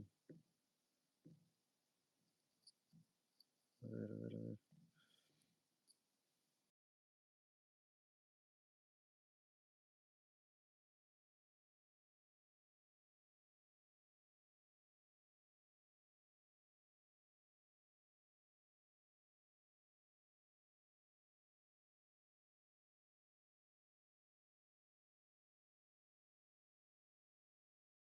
Ah, perdón, perdón, sí.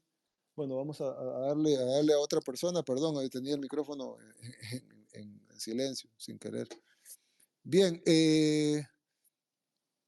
Ligia, Ligia Hernández, vamos a ver. Hola, Ligia. No, hola, Ligia, ¿nos escuchas?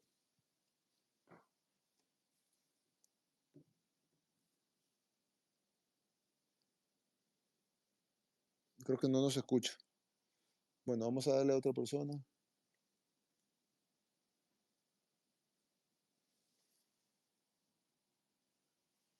Vamos a darle a otra persona, vamos a ver.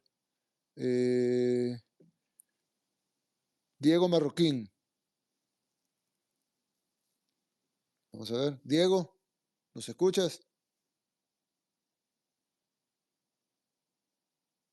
Hola, Diego.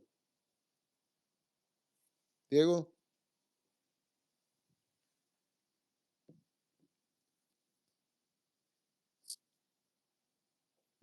No sé, bueno, no nos escucha. Vamos a ver. Juan Carlos B, vamos a ver. Hola, Juan Carlos, ¿nos escuchas?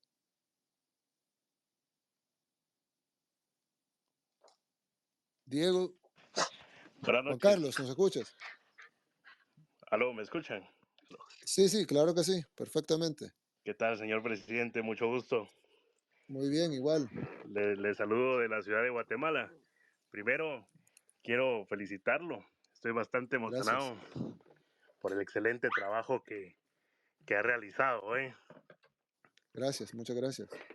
La pregunta, la pregunta sería, actualmente en Guatemala existe un tema coyuntural altísimo, ¿verdad? Con relación a las elecciones que acaban de pasar el 25 de junio pasado. Sí, Los organismos internacionales han apoyado al presidente electo, por así decirlo, pero esto a los ciudadanos les preocupa un poco cuál es el interés de los organismos internacionales en apoyar esta situación, denigrando un claro. poco el trabajo judicial que está realizando el Ministerio Público. Mi pregunta sería, ¿cuál es su opinión respecto a esta situación? Y sobre todo, ¿qué tiene en mente o qué ha pensado a futuro para ampliar las relaciones bilaterales con Guatemala? Bueno, muchas gracias, Juan Carlos. Y, Eh, sí, sí, y nuevamente felicitarlo y es un honor poder conversar con usted. ok, muchas gracias, Juan Carlos.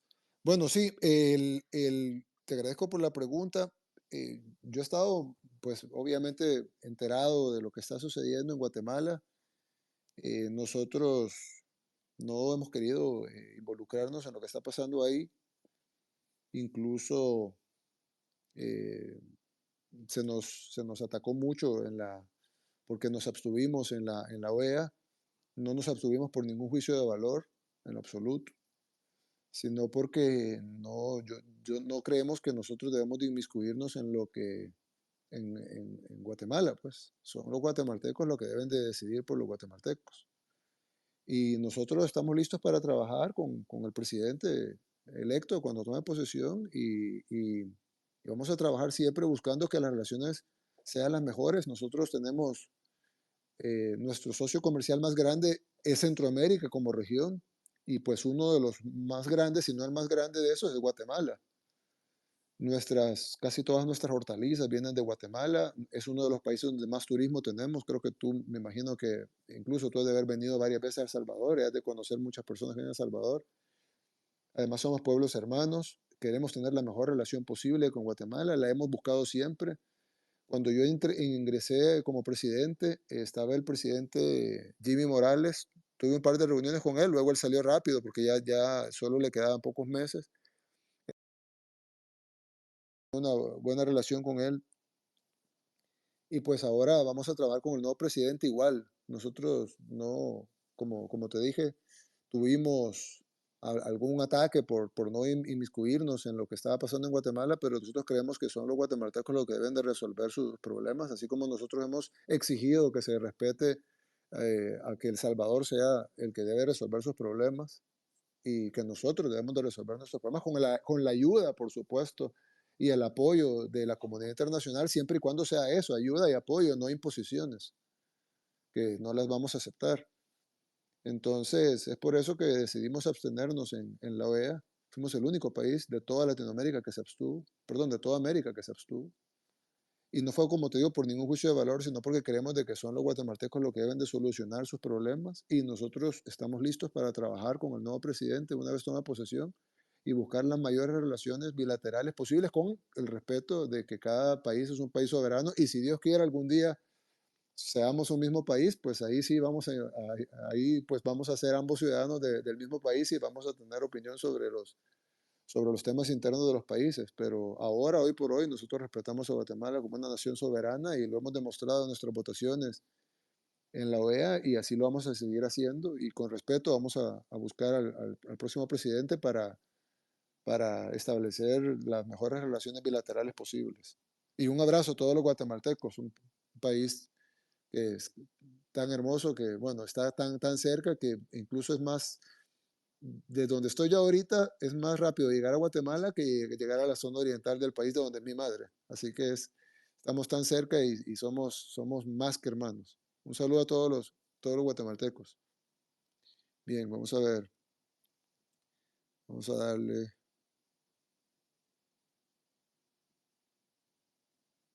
eh,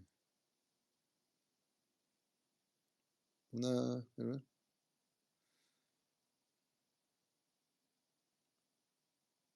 una mujer, ¿verdad? Erika Martínez. Hola, Erika. Te escuchamos. Está conectando. Hola, Erika. Te escuchamos. Buenas noches. Buenas ¿Me noches. escuchan? Sí, buenas Sí, noches, sí, señor perfecto. presidente. Wow. He escuchado a todos nerviosos y dije yo no me voy a poner nerviosa. Se oye bien, Erika, se oye muy Vaya, bien. qué bueno, me alegra. Mire, yo tengo para 32 años fuera de mi país, así de que estamos en la ciudad de California, aquí en San Francisco. Ah, Tengo unas preguntitas. Yo sé que no hay mucho tiempo y hay que darle la oportunidad al resto, ¿verdad? Sí, para que hablen, para que puedan hablar Correcto, otros. sí, pero tal vez con un poco de ignorancia política, porque pues me vine muy pequeña. He estado muy pendiente de la política salvadoreña después de que usted fue presidente y cuando estuvo como alcalde, pero una de las inquietudes que he tenido y siempre le he preguntado a mi esposo y a mi hermano que están ahí escuchándome, es acerca del Parlacen.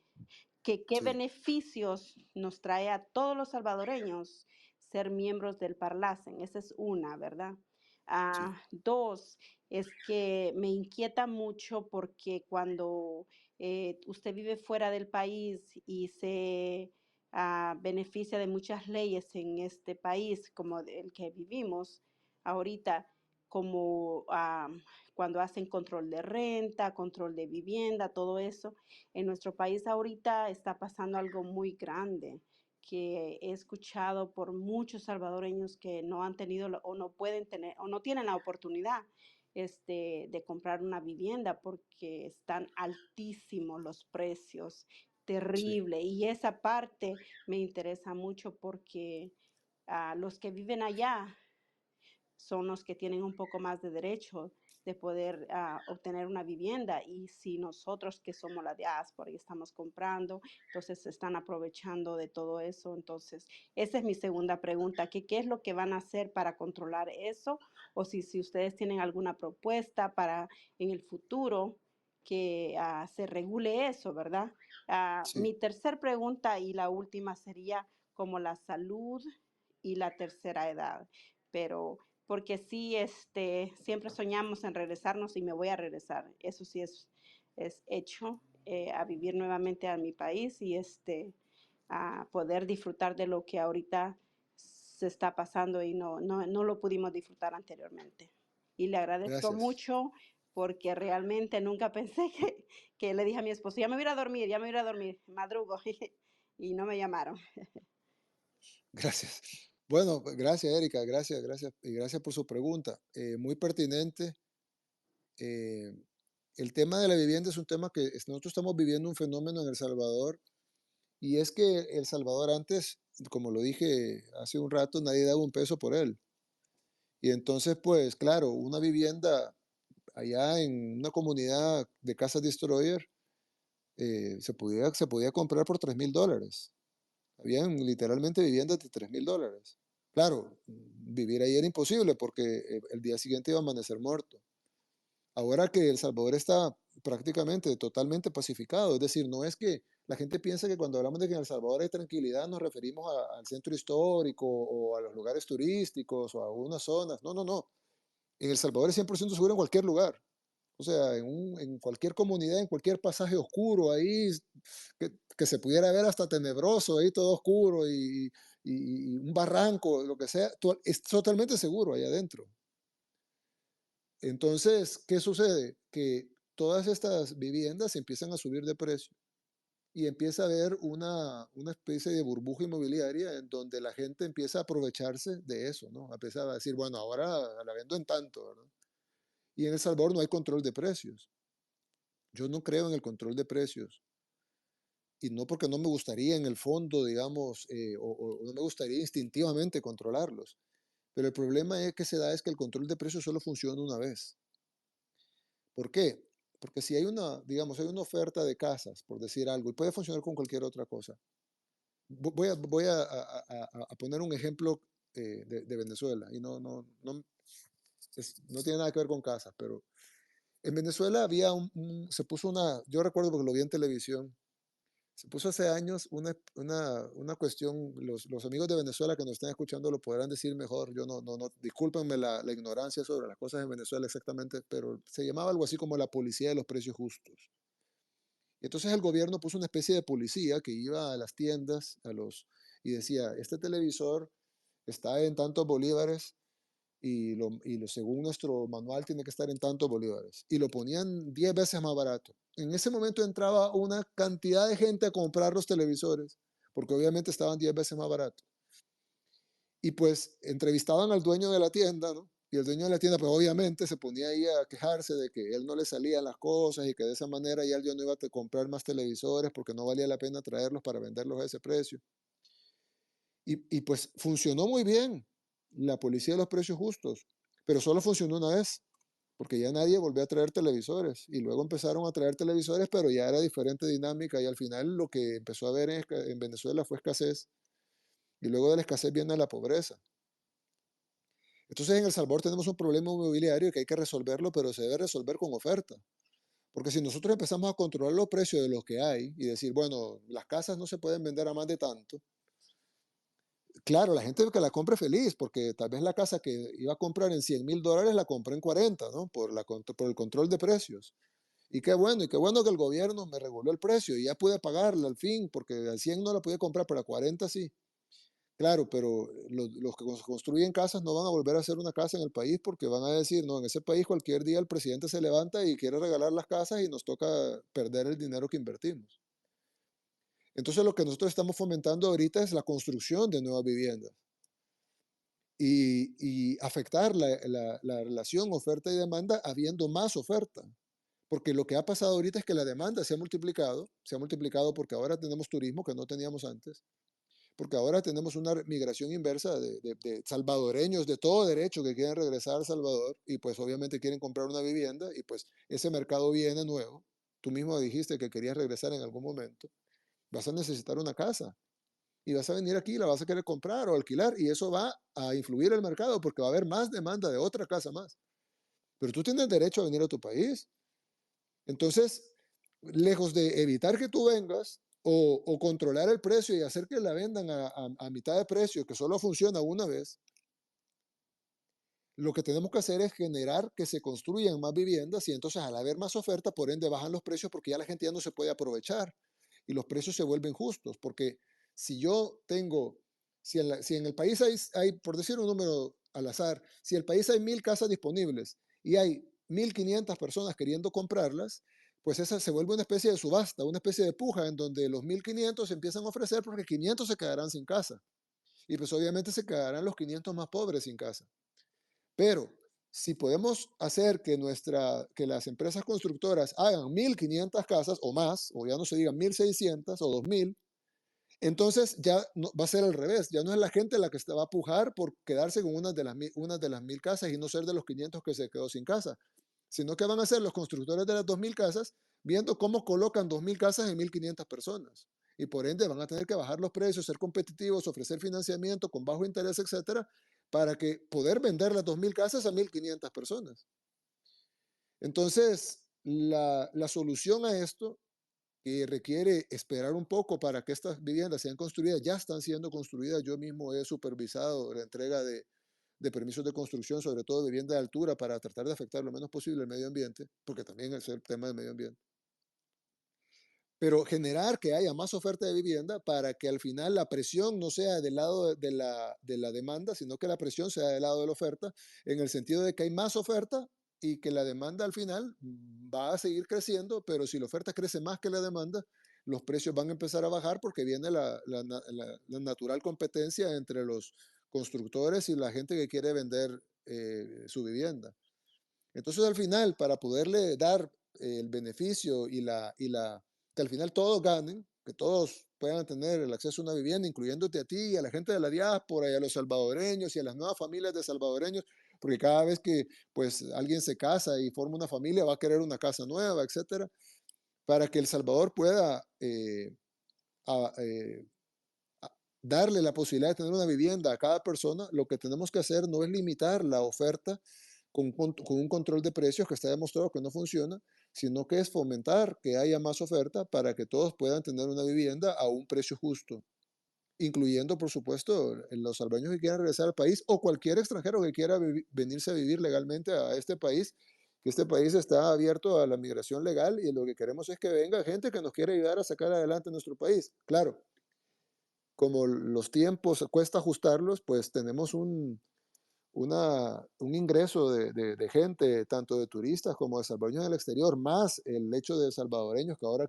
ya pueden vivir en nuevas zonas, que antes no se podía vivir, que ahora pueden pasear e ir a la playa, que antes no se podía ir, una casa, un terreno en la playa, que antes no valía nada porque en esa playa estaba tomada por las maras, ahora es un terreno con potencial turístico, entonces ahora vale más. Entonces lo que debemos de hacer es fomentar que nuestro país crezca y esta presión que hay ahorita en la demanda va a fomentar que haya más inversión y por ende más empleo en la construcción y en todo lo que viene de él y va a haber por ende más oferta y cuando una vez haya más oferta pues va a haber más precios más justos que los que hay ahora. Estamos monitoreando, estamos plenamente conscientes del incremento de los precios de las viviendas. se está dando precisamente por la seguridad y el nuevo país que tenemos, el turismo y el retorno de salvadoreños. Pero qué no quisiera un país, o nuestros países de latinoamericanos, que muchos sufren, sufren porque la migración forzada es un sufrimiento, y digo forzada porque la migración que tenga que ver con irse por delincuencia o irse por pobreza, pues no es una migración que alguien va por estudiar o por ir a trabajar, sino casi que obligado a abandonar su tierra y su gente. Pues ahora estamos teniendo, gracias a Dios, migración inversa y los salveños están regresando a su país. ¿Qué más alegría que esa?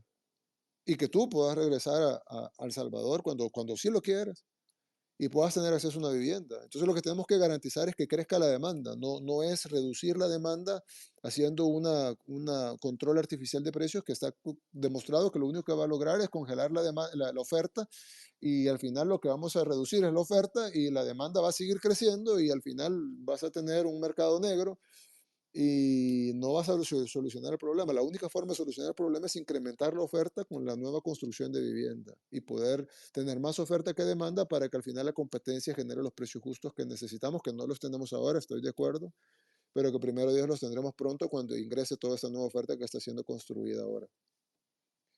Bien, vamos a darle la palabra a, quiero ver, este tiene...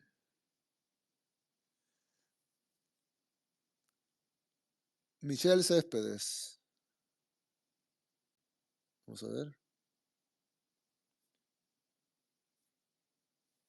Hola, Michelle.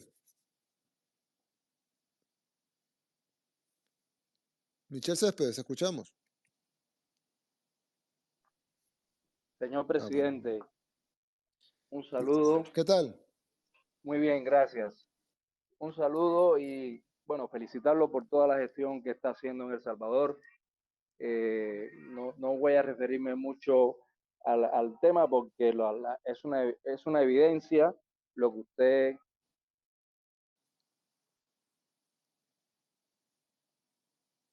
Sí.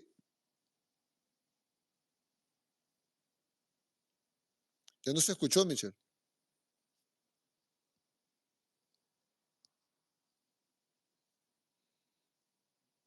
Ya no se escuchó. No te escuchamos. No sé si será la conexión. ¿Ya no está conectado? No, yo no escucho tampoco. Bueno, lo vamos a dejar ahí conectado por si se conecta. Vamos a darle para mientras la palabra a Daniela. Tiene una bandera de Brasil. Me imagino que es brasileña. Daniela, bienvenida. Hola, Daniela.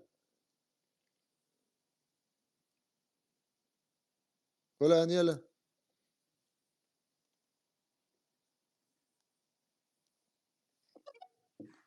Hola. Hola, Daniela. ¿Me oye? Sí, o te oímos a ti y a A tu Max perrito. también, lo oyeron a mí y a Max. Ok, qué bien. Qué Sí, emoción, señor presidente, de estar aquí y poder estar charlando con un ejemplo de liderazgo para el continente. Y cuando digo continente me refiero desde ah, del norte, ¿verdad? Hasta la Patagonia, desde la puntica del norte hasta la Patagonia, ya que usted nos está dando un ejemplo de lo que es respetar vida, libertad y propiedad. Y lo que usted dijo es cierto, no importa esto de lineal, derecha o izquierda, pero el hecho es respetar esos valores fundamentales y usted lo está demostrando con actos. Y en Brasil, la gente de bien lo queremos clonar, ¿ok? Para que sepa que, espero que sea bueno de fútbol, porque de todo lo demás no, usted es perfecto, solamente que sepa de fútbol. Bueno, varias de mis preguntas, soy malo en malo, ay, no fútbol, importa, se Daniela. le enseña, no importa, está bien. Gracias, Daniela. Sobre varias de las preguntas, ya la contestó, como una de ellas era cómo copiar la fórmula, ¿verdad? En países así mayores, como en el caso de Brasil, que es prácticamente un país continental, pero su respuesta Sí, fue claro. perfecta porque los recursos también varían, ¿no? Es la voluntad de hacer. Pero Claro. le quisiera preguntar, me falta, sobre cuál es su opinión y cómo cree que la Agenda 2030 de la ONU para el desarrollo sostenible se alinee con las necesidades y desafíos específicos de América Latina. ¿Usted piensa que estos objetivos en realidad son beneficiosos para nuestros países, considerando las diversas circunstancias económicas, sociales y políticas nuestras, o simplemente van a beneficiar intereses de otros, de los que siempre nos han manejado aquí en el continente. Muchas gracias. Bueno, muchas gracias, Daniela. Gracias por su pregunta. Sí, bueno, como usted lo dijo, Brasil es un país y es prácticamente un continente pegado a un continente. Es un país inmenso, pero también tiene muchos recursos, muchísimos recursos de todo tipo, energéticos, naturales, presupuestarios, etcétera. En el tema de la Agenda 2030, pues yo soy muy, digamos, sospechoso de este tipo de agendas internacionales, ya sea de la ONU o del Foro Económico Mundial o de cualquier lugar que provengan y sus intenciones. Hay mucha gente buena en que trabaja en las Naciones Unidas. Yo he visto gente en el campo, en UNICEF, en etcétera, que tienen muchísimas buenas intenciones y que han entrado ahí a trabajar, así como mucha gente entra a la Cruz Roja o a estas organizaciones que buscan ayudar, están en lugares junto con refugiados o ayudando a personas migrantes o a personas en situación de pobreza o fomentando que hayan alimentos, etcétera. Pero generalmente ellos no tienen ninguna toma de decisión en la formulación de estas agendas y entonces yo soy sospechoso de dónde se formulan estas agendas. Y generalmente pues se formulan, obviamente la respuesta fácil dirán que la formulan los técnicos de las Naciones Unidas o la formulan los técnicos del Foro Económico Mundial o la formulan los técnicos del G7 o de lo que sea, pero la realidad es que todo esto está influenciado por los lobbies. Y luego vamos a quienes pagan los lobistas. Y creo que fue no sé si la primera o la segunda pregunta que me preguntaban sobre Soros, y esa es una de las personas, pero hay muchos como él que tienen mucho dinero para pagar influencia y para meter sus propias agendas en estas agendas. Entonces creo que cuando hablamos, por ejemplo, de erradicar el hambre o hablamos, por ejemplo, de que todos tengan acceso a la educación, pues obviamente nadie puede estar en contra de eso. Yo creo que no hay nadie en este space que esté en contra de erradicar el hambre o de que todos los niños tengan acceso a la educación. Pero cuando vemos a detalle algunas de las políticas que supuestamente nos llevarán ahí, vemos que no necesariamente son lo mejor para la humanidad y mucho menos para nuestros pueblos. Así que yo siempre, salvado en lo que dije de la mucha gente buena que trabaja en estas organizaciones, creo que los que diseñan estas agendas o estos programas para nosotros no viven en nuestros países, no viven en nuestra realidad, mucho menos la realidad de la gente más necesitada de nuestros países, y probablemente responden más a agendas de los que pagan los lobistas, de los que pagan la influencia, de lo que hablamos al inicio, y debemos de ser muy cuidadosos en que cuando se aplica un proyecto internacional en el país, que se puede hacer, digamos, para que haya más agua potable, más acceso al agua potable, por ejemplo, o si vamos a limpiar los ríos, o vamos a, etcétera, reducir el consumo de plásticos, etcétera, está bien. Pero a la vez hay que ser muy cuidadosos en qué tipo de agendas estamos importando, porque estas agendas todas, sobre todo las que mencioné, están contaminadas con lobbies perversos internacionales que buscan, no buscan el bienestar de nuestra gente, sino que buscan, incluso recuerdo una entrevista donde George Soros se reía de cómo había hecho dinero quebrando un país. Entonces, estas agendas perversas son nocivas para nuestros países y están inmiscuidas o tienen influencia sobre estas otras agendas que tienen algunas cosas buenas, pero hay que poner mucho cuidado en no traer, es decir, no traer manzanas envenenadas a nuestra población. Eso requiere pues ver una por una las políticas. No se puede satanizar todo lo que venga de afuera, pues no podemos estar isolated, ¿cómo se dice en español? No podemos estar aislados del mundo. Somos un país eh, conectado, pues aquí estamos hablando todos de Brasil, aquí estamos en El Salvador, es un país, un mundo conectado, tenemos de tener intercambio cultural, intercambios comerciales, etcétera, turísticos, gente que viene a trabajar, que va a estudiar, etcétera, y debemos de ser países y pueblos abiertos al mundo. pero hemos de tener cuidado cuando estas agendas traen influencia de lobistas que no quieren lo mejor para el mundo, ni lo mejor para la civilización, ni lo mejor para la humanidad, sino que lo que quieren es influenciar con sus... Hay gente que le llama ideologías, yo le llamo intereses perversos a, y corromper nuestras sociedades. Así que yo soy muy cuidadoso y creo que todos debemos de ser cuidadosos de estas políticas importadas que vienen en paquete para nuestras poblaciones. Bien, vamos a dar la última pregunta porque ya es tarde en algunos países, aquí ya son las 10, pero en la mayoría de ustedes ya son las 11 o las 12. Así que vamos a dar la última pregunta. Quiero ver. Vamos a ver.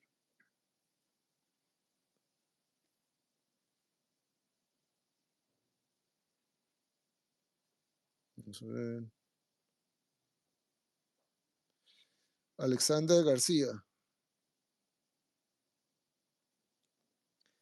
Alexander García. Hola, Alexander.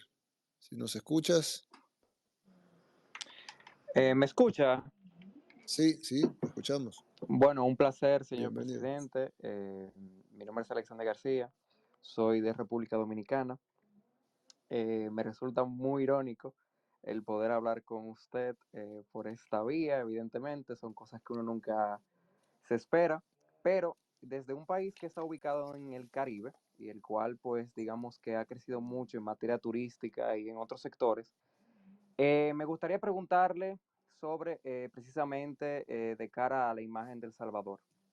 ¿Cómo usted, siendo un presidente con políticas, digamos que muy determinantes en los sectores que han mejorado en su país, de seguridad, incluso materia turística y demás, manejan las críticas de las organizaciones internacionales, de los demás países y sobre todo, pues evidentemente, nunca falta de la oposición de su país?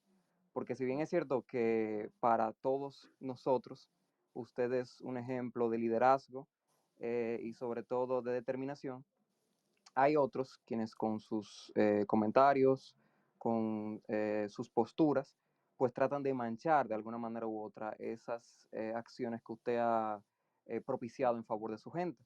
Entonces me gustaría saber cómo usted maneja esos comentarios, no tanto de forma política, sino más bien de manera personal. Porque le hago precisamente esta pregunta porque en nuestro país, usted, incluso mi padre, es un ejemplo de cómo debería hacerse un gobierno.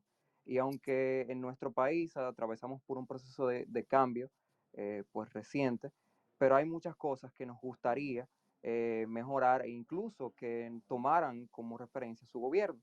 Entonces me gustaría saber su postura ante ello. Sí, bueno, gracias. Muchas gracias, Alexander, por tu pregunta y un saludo a todos los amigos de República Dominicana. Y no sé si tú serás del equipo contrario, pero un saludo a todos los fanáticos de los Tigres del Licey también. Bueno, yo soy Tú sos de Águilas, las sí, bueno, Águilas. lo siento. También sos presidente de las Águilas, Sí, pero claro. bueno. Yo soy de... Pero bueno, ni modo, lo siento, Alexander. Pero gracias por responder, de verdad. No, yo sé. Muchas gracias por tu pregunta. Bien, un saludo a todos los amigos de República Dominicana, sobre todo a los del Tigres del Licey. son bromas. Bien, pues yo creo que es una pregunta muy buena y que resume incluso el título del space, que es Hablemos de lo que no hablan los medios.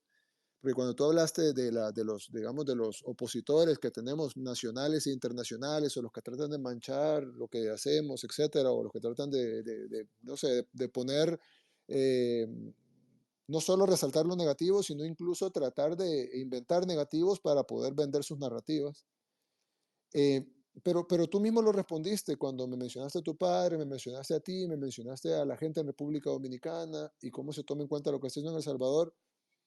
Y yo me pusiera a pensar, bueno, ¿cuándo? Yo he ido un par de veces a República Dominicana, pero era más normal, digamos, que un salvadoreño conociera o escuchara República Dominicana, pues por sus playas hermosas y porque es una economía más grande y un país más fuerte, y no que alguien de República Dominicana tomara de referencia a El Salvador. Entonces creo que eso mismo que tú estás diciendo, de tomar de referencia a El Salvador y lo de tu padre y tú, etcétera, pues es porque hemos de alguna manera roto le hemos ganado, digamos, a esa oposición local e internacional que trata de manchar lo que hacemos, porque al final es una frase conocida que la mentira tiene patas cortas y la verdad siempre le alcanza. Entonces, al final, si hablan de nosotros mal hace un año, pues ya ahora ya la verdad ya alcanzó a esa mentira y luego si dicen otra mentira ahorita, pues tal vez puede durar un poquito, pero dentro de 6 meses o un año ya la verdad habrá alcanzado esa mentira y al final la verdad siempre termina ganando. Y hay otra cosa que pues como en una de las preguntas que contestaba le decía de que ellos tenían pavor de que nuestros resultados se imponen, como dicen, dato mata relato. Y entonces al final pues yo doy mi relato, el opositor da otro relato, el medio internacional da otro relato, el medio local da otro relato, yo qué sé, el periodista tal da otro relato, la ONG tal da otro relato, la organización internacional da otro relato, pero al final el dato se va a imponer sobre los relatos. Entonces el dato que acabamos de cerrar ahora, por ejemplo, de 2.4 homicidios por cada 100.000 habitantes, el país más seguro de Latinoamérica, es un dato. Hay mucha gente que no lo sabe, pero todos los niños en El Salvador, todos, el 100% de niños que estudian en nuestras escuelas públicas tienen una laptop dada por el gobierno, con conexión a internet. Eh, nosotros, es decir, tenemos la aprobación y eso lo decimos nosotros, pero también lo dice Gallup, lo dicen las universidades, lo dicen las encuestadoras nacionales y las internacionales y las de oposición, que tenemos una aprobación por encima del 90%, algunos dicen 93, algunos dicen 91, los que más bajo lo dan nos dicen 85, que no estoy de acuerdo que sea 85, pero hay unos que lo dicen hasta ahí, lo más bajo. Entonces el dato se impone sobre el relato. Y, y al final viene alguien de afuera y pregunta, y le pregunta al taxista, y le pregunta, va al hotel, y pregunta en la recepción del hotel, y va a un restaurante, y le pregunta al mesero en el restaurante, y todo el mundo dice, pero yo en El Salvador escucho que todo está bien. Yo incluso he tenido gente que ha venido de Estados Unidos, por ejemplo, del gobierno de Estados Unidos a hablar con nosotros, y me dicen, sí, la persona que trabaja en mi casa, ella es de El Salvador, y me ha dicho que está contenta con lo que usted está haciendo, pero nosotros no estamos de acuerdo por tal y tal y tal.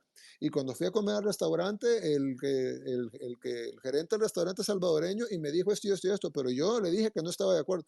Entonces yo al final le dije, usted que no es salvadoreña, ¿no se ha dado cuenta que todos los salvadoreños que usted conoce le están diciendo que están contentos con lo que está haciendo? Entonces creo que al final nosotros vamos a seguir dando nuestras narrativas y aquí estamos en este space dando nuestra opinión y dando nuestra versión de las cosas, pero incluso los que puedan oponerse o tratar de controvertir lo que estamos diciendo nosotros, pueden hacerlo, por supuesto, hay libertad de expresión, gracias a Dios, y la libertad de expresión la tenemos nosotros, pero también la tienen ellos. Pero al final de cuentas, el dato se va a imponer sobre el relato. Entonces, el relato que digamos nosotros, si no encaja con el dato, no pega. Y el relato que den ellos, si no encaja con el dato, no va a pegar. Entonces, al final, siempre va a haber oposición. Creo que nadie le tira piedras al fruto que está en el suelo. Evidentemente, van a tirar piedras, es normal.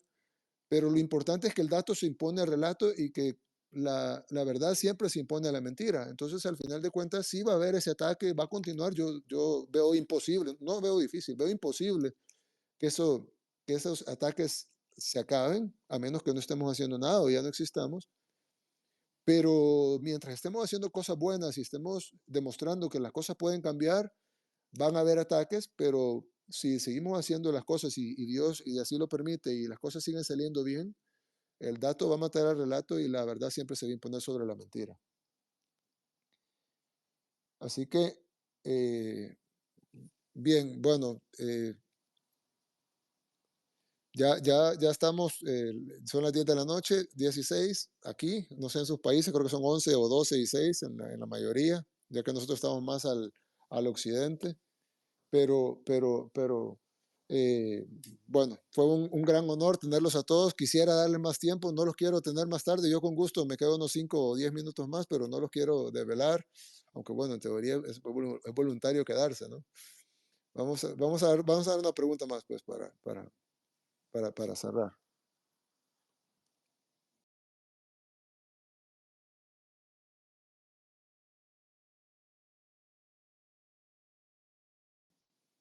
Hola, vamos a ver. Carolina, vamos a ver, Carolina, si nos escuchas, última pregunta ya para que nos vayamos a descansar. Bueno, yo no voy a descansar, pero me imagino que muchos de ustedes sí. Hola, buenas noches. Hola, Carolina. Los saludo acá de Buenos Aires, Argentina. Quería hacerle una breve pregunta. Quería saber qué opina de Javier Milei, si está en contacto, si tiene algún plan de hacer algún tipo de acuerdo entre Argentina y El Salvador, y si tiene en su agenda algún viaje para conocer Argentina, si es que no la conoce. Muchas gracias, Carolina. Sí conozco Argentina, sí conozco. Mi esposa estudió allá una especialidad ¿Y qué le pareció? muy lindo. Me encanta, Buenos Aires es hermoso. Solo Buenos Aires conozco, pero la verdad es hermoso. Yo creo, probablemente sea la ciudad más hermosa de Latinoamérica. Es muy ¿Y lindo, piensa Buenos Aires. volver pronto? Claro, primero Dios vamos a ir. Fui hace muchos años ya, pero ya era muy lindo, pues siempre es una ciudad atemporal, ¿no? Siempre ha sido, tiene 100 años de ser hermosa. Perfecto, quería saber qué opinaba de Javier Milei. Sí, bueno, gracias. Gracias, Sí, ahorita. saludos y buen año para todos. Un abrazo. Bien, sí, yo hablé con el presidente Javier Milei cuando salió electo, lo llamé para felicitarlo. Hablé, bueno, para hacer una felicitación que normalmente duran 2 o 3 minutos, hablamos más de media hora por teléfono. Pues me dio una explicación no completa, pues, pero muy extensa de los problemas que he encontrado. Creo que se lo dije a él en privado y lo voy a decir ahora en público. Él tiene un reto muy grande y muy difícil. Y muy difícil y se lo dije a él, pues, lo que estoy diciendo ahorita. Es muy difícil por dos razones. Primero, una que él las conoce ambas, porque él me las dijo a mí. Que una de las cosas, uno de los retos más grandes que él tiene es que ha encontrado el nivel del problema que tiene Argentina ahorita económico es inmenso. Eh, y como todo lo que hablamos hace un rato, ¿no? Así como son de grandes las posibilidades, también son de grandes los problemas. Pero Argentina tiene un problema inmenso de falta de divisas, de prácticamente una especie de bomba de tiempo. Y el otro problema que tiene es que creo que pronto él se va a dar cuenta, como nos pasó a nosotros aquí en El Salvador, independientemente de sus políticas, porque en algunas puedo estar de acuerdo, en otras no. Digamos, en algunas cosas estamos de acuerdo, en otras pues tal vez no lo estemos, no lo sé, ya veremos. Pero independientemente de eso, él va a enfrentarse con un sistema que no está de acuerdo con él. Entonces él puede ser el presidente, la persona con el cargo más importante políticamente hablando, pero va a haber un congreso, un órgano judicial, un tribunal constitucional, no sé cómo se llama ya, el tribunal constitucional de allá, la corte constitucional, o como se llame, y se va a enfrentar con realidades políticas como las que nos enfrentamos nosotros en nuestros primeros 2 años de gobierno, en lo que nosotros queríamos hacer A, pero el sistema nos obligaba a hacer B o nos regresaba al B. Y entonces es difícil tratar de darle soluciones a un país que tiene tantos problemas cuando ni siquiera se pueden aplicar las políticas que tenemos pensadas. Yo se lo dije a él, que le deseaba suerte, le deseaba lo mejor y que esperaba que pudiera sobreponer esos obstáculos, tanto el obstáculo de la realidad como el obstáculo del sistema, que va a tratar de bloquearlo. No, no va a ser fácil, pero ojalá por el bien de todos los argentinos, más que por el de él, porque pues obviamente él es un político, ¿no? Es un político nuevo, outsider, pero es un político. Nosotros le deseamos lo mejor a él, principalmente porque es el presidente de los argentinos y le deseamos lo mejor a Argentina. Así que creo que es en el interés de todos los latinoamericanos que a Javier Milei le vaya bien y que a Argentina le vaya bien. Pero él se va a enfrentar con esas dos cosas. Y con la tercera, que es con la que nos enfrentamos todos los seres humanos, que es con el costo de nuestras decisiones. Si tomamos buenas decisiones, no necesariamente nos garantiza que va a salir bien las cosas por los obstáculos que acabo de mencionar, pero luego si tomamos malas decisiones, pues peor. Entonces, él tiene esos dos obstáculos que no dependen de él.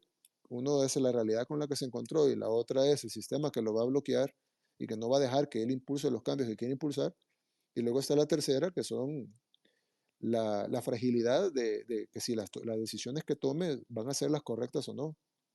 Y en una economía tan frágil y tan grande como la de Argentina, una mala decisión puede costar muy caro. Así que yo, ¿qué pienso de él? Bueno, lo que le dije a él, le deseo lo mejor.